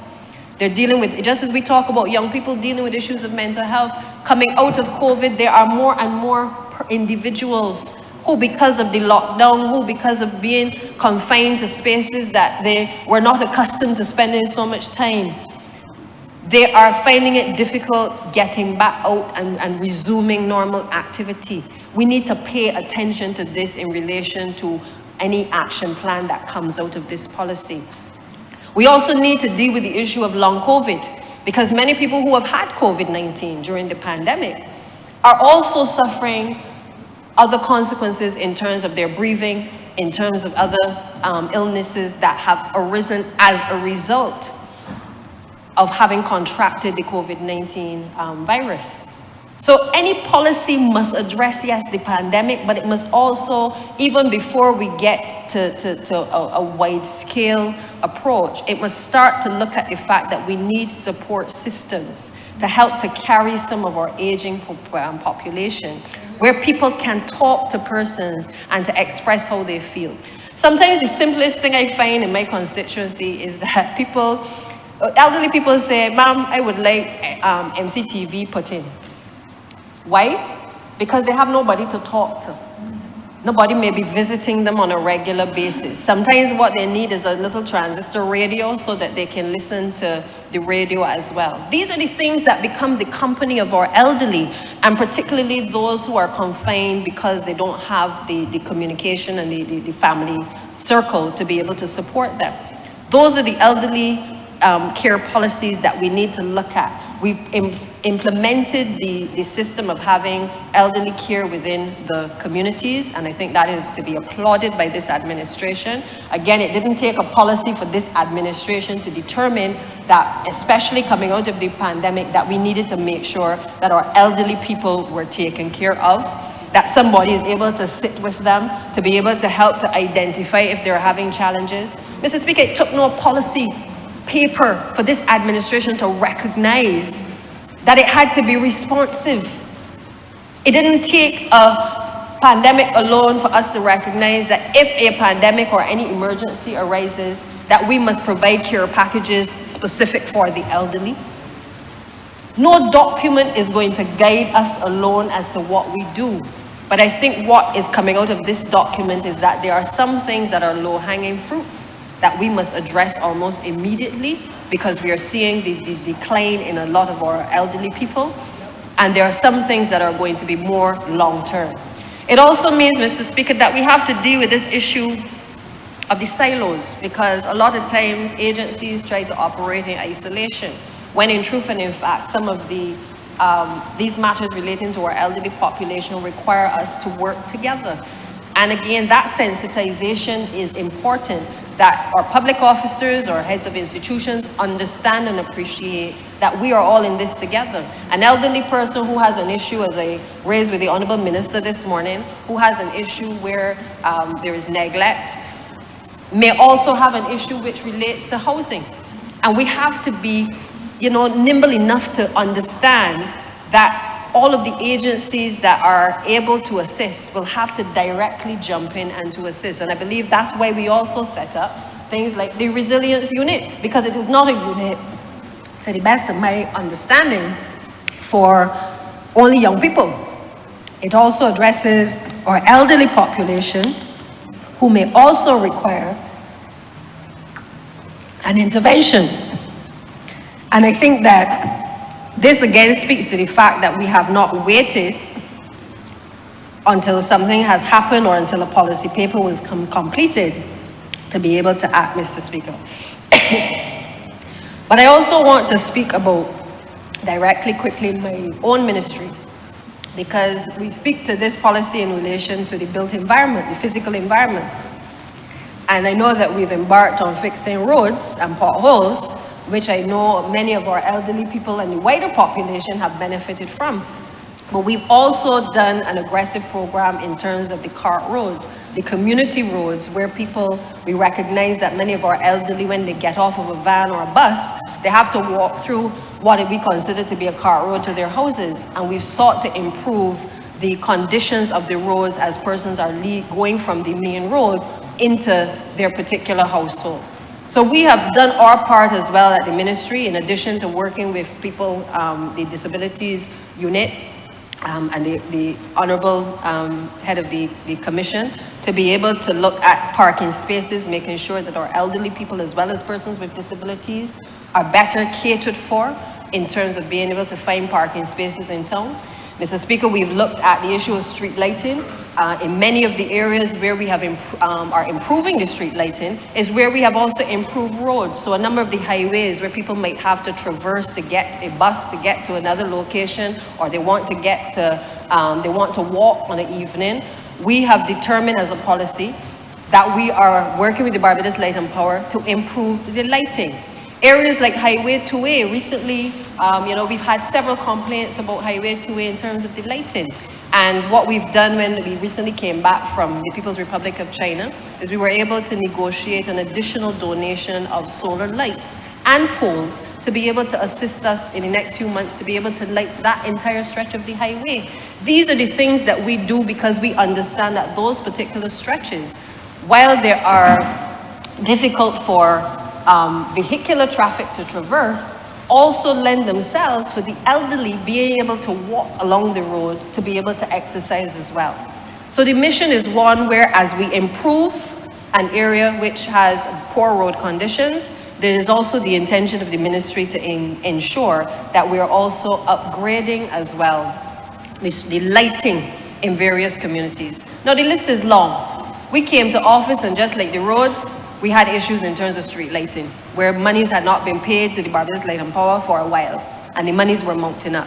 And we've been able over time to be able to bring down those sums with a view to being able to keep current so that we can submit our list to the Barbados Light and Power with a view to having them address areas in critical areas. Obviously, priority being able to be given to the areas where we know that there's a lot of criminal activity, and then being able to work through to light communities as well, where people obviously reside.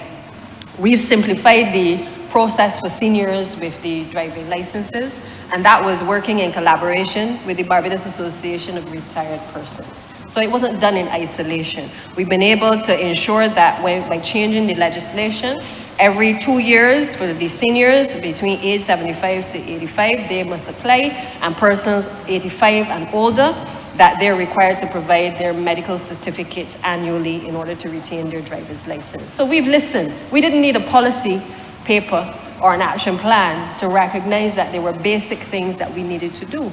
And the truth is, Mr. Speaker, many of the debates on the elderly over the years have revolved around increases in the non-contributory pensions. That's where it has revolved around. It hasn't revolved around meaningful actions being taken to address the concerns of our elderly population.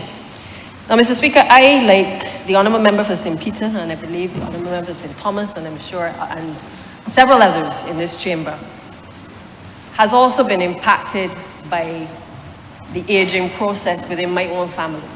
My mom developed the disease of Alzheimer's and is currently in a nursing home. And I therefore understand firsthand the challenges that people face, not only in making decisions in relation to the care of an elderly person who is close to you, but also being able to provide what I consider the necessary support while that person is within an institution. So yes, we talk about building out the geriatric hospital. Yes, we talk about improving healthcare at the district hospitals. But there's a harsh reality that many people face. There is right now more demand for these institutions than we can provide. And we must face that frontally, because you have many people who, when we were growing up, you would hear the person had gone, that old person crazy.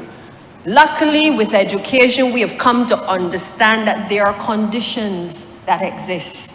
There are also treatments for those conditions.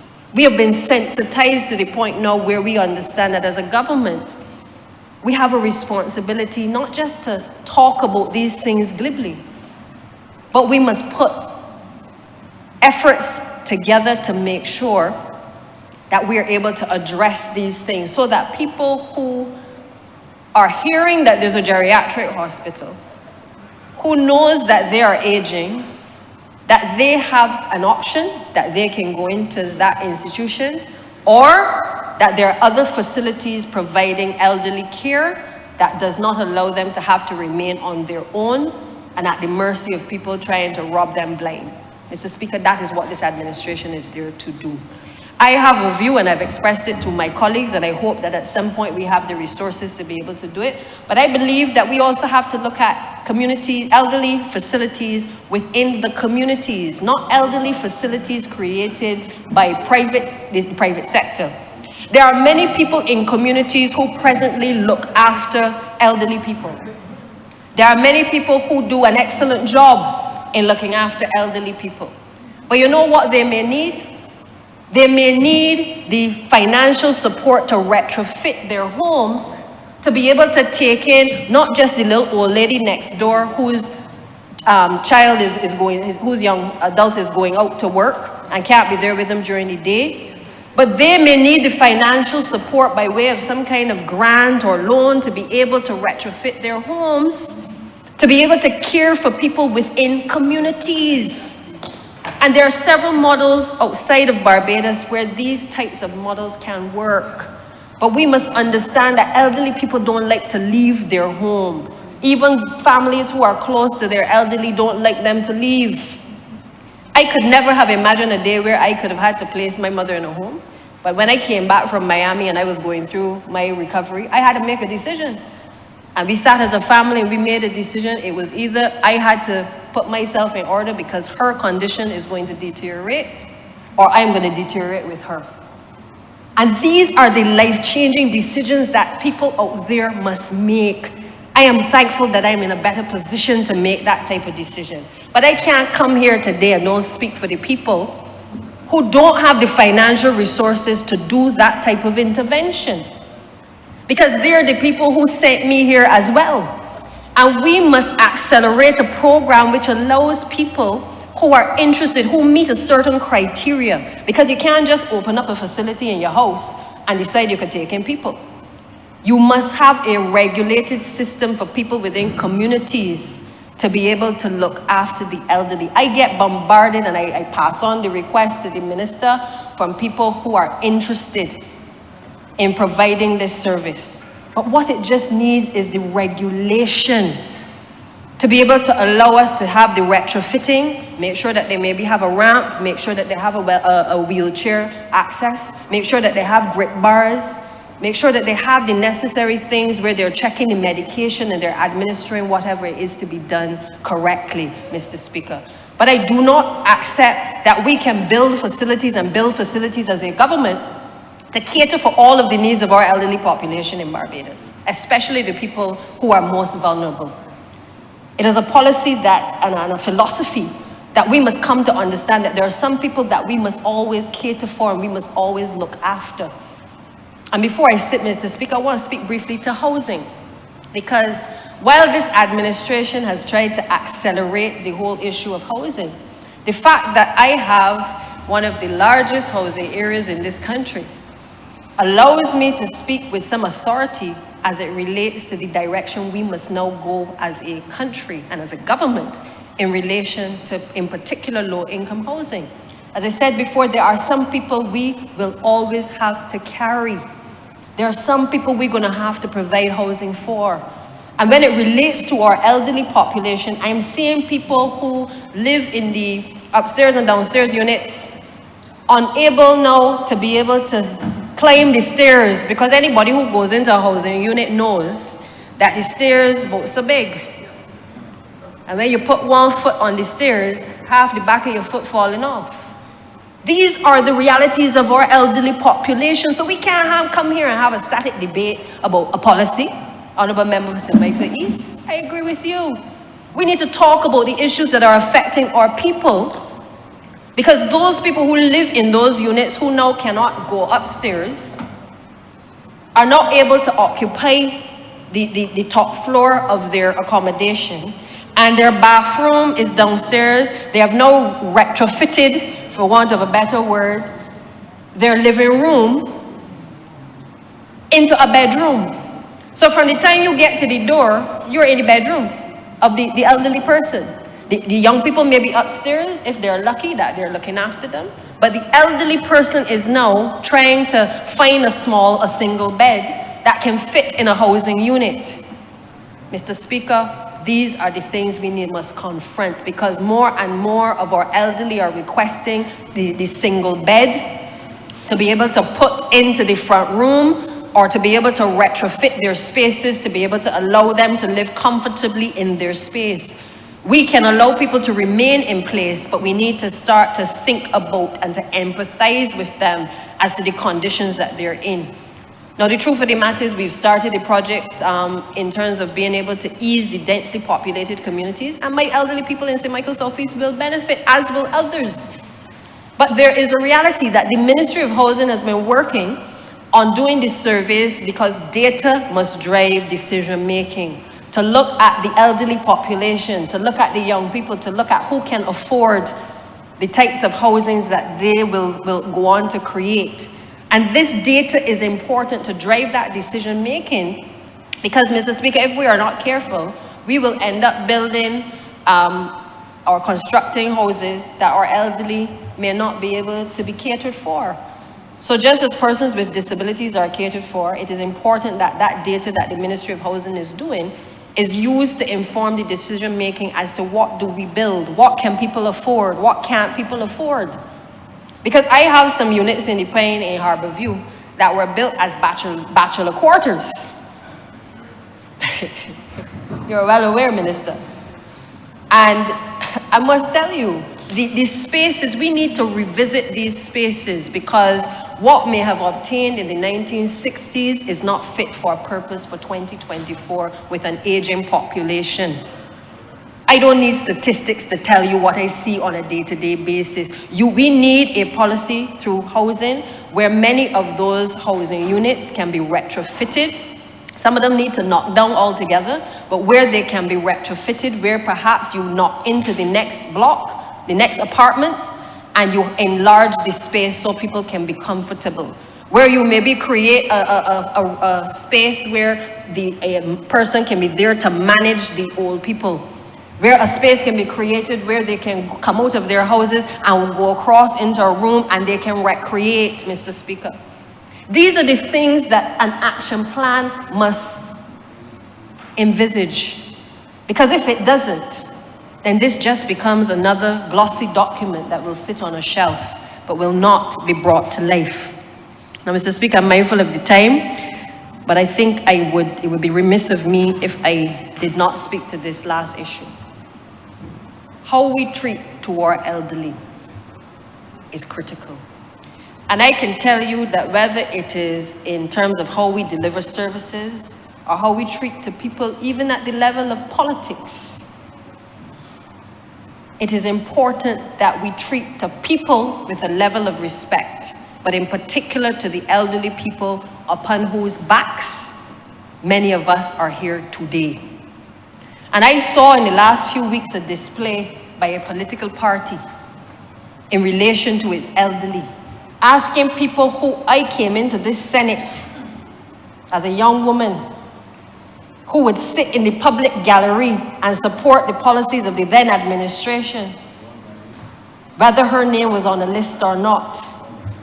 I saw people who I have personally worked with, Mr. Speaker,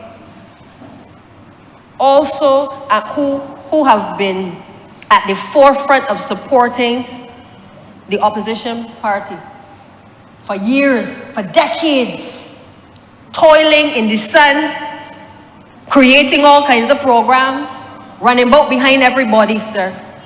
And I'm telling you, not just as a female, Mr. Speaker, but as a politician, as one who has respect for the people upon whose backs I climb upon to get where I am. It don't matter whether the person is on the other side or not. There are certain things that we must denounce as political parties, as politicians, when we see it in politics. And the way that I saw, I mean, there were several people who were treated badly. But I want to talk about the elderly. Because for me, when I look within even the Barbados Labour Party, there are people who, and I won't call the names, my colleagues and those who come to the meetings know who they are.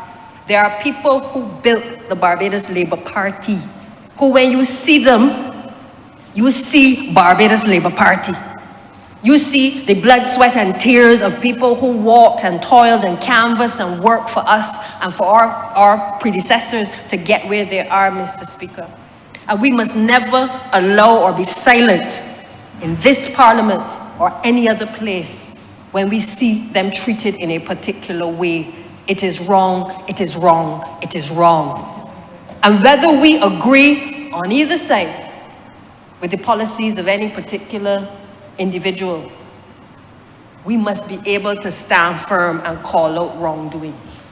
It doesn't set the right example for our younger generation, and it doesn't set the right example for elderly people who have served at the highest level and who have been on the front line as the soldiers on the ground promoting a political party. And I tell you, I sat in my living room and watched the videos coming in and felt hurt to see how women were treated, how individuals were treated who had toiled in a particular way for the opposition party. And I think today is the place that it needs to be said, because it is in this parliament that it must be said. It is in this parliament that we've fought for the rights of not just women, but we've fought for the rights of the elderly. And it must be said here, Mr. Speaker, and it must never become the norm in our society or in any political party. So, Mr. Speaker, I want to end there because I feel very strongly that what we have here encapsulates a lot of what has been discussed for many years. I am not a fan of documents. I believe in action. I believe that we now need to bring this action committee to embark on its journey to being able to get things done, and that we must do so with short-term measures, medium-term measures, and long-term measures to be able to get us where we need to. But the statistics are clear in terms of what this country will face in another couple of years in relation to our elderly population, and I think it would be unwise of us to ignore it. We've already done the amendments in terms of our national insurance, recognizing what lies ahead. There are many people who've been critical of what we did as a government, but the reality is that this administration will always be accused of looking down the road to see how we make life better for all Barbadians. If that is the one thing we are to be accused of, Mr. Speaker, let us be accused of that. But the one thing we will not do is to retire from politics and know that we could have done something to change the current trajectory for our elderly population or even to transform this society, and we sit and we do nothing. And we just create more documents and we create more papers and more policy documents, but we do not start the process of the transformation that is needed in our society. So I want to commend the Honourable Minister and his entire team. I invite you as well to look at what is happening in the facilities for private care as well, because especially coming out of COVID, you have a situation where a number of the activities have not necessarily resumed, which would certainly allow for the physical activity that is necessary for our elderly. And I think that's something that we need to look at across the board. People are still very concerned about going into homes and engaging in activities that would certainly benefit the elderly. And I think we need to really pause and to look at what types of programs that we can institute in a lot of these institutions across the board, both private and public, to be able to allow our elderly people to feel wanted and to certainly feel a part of our society. So, Mr. Speaker, with those few words, I'm obliged.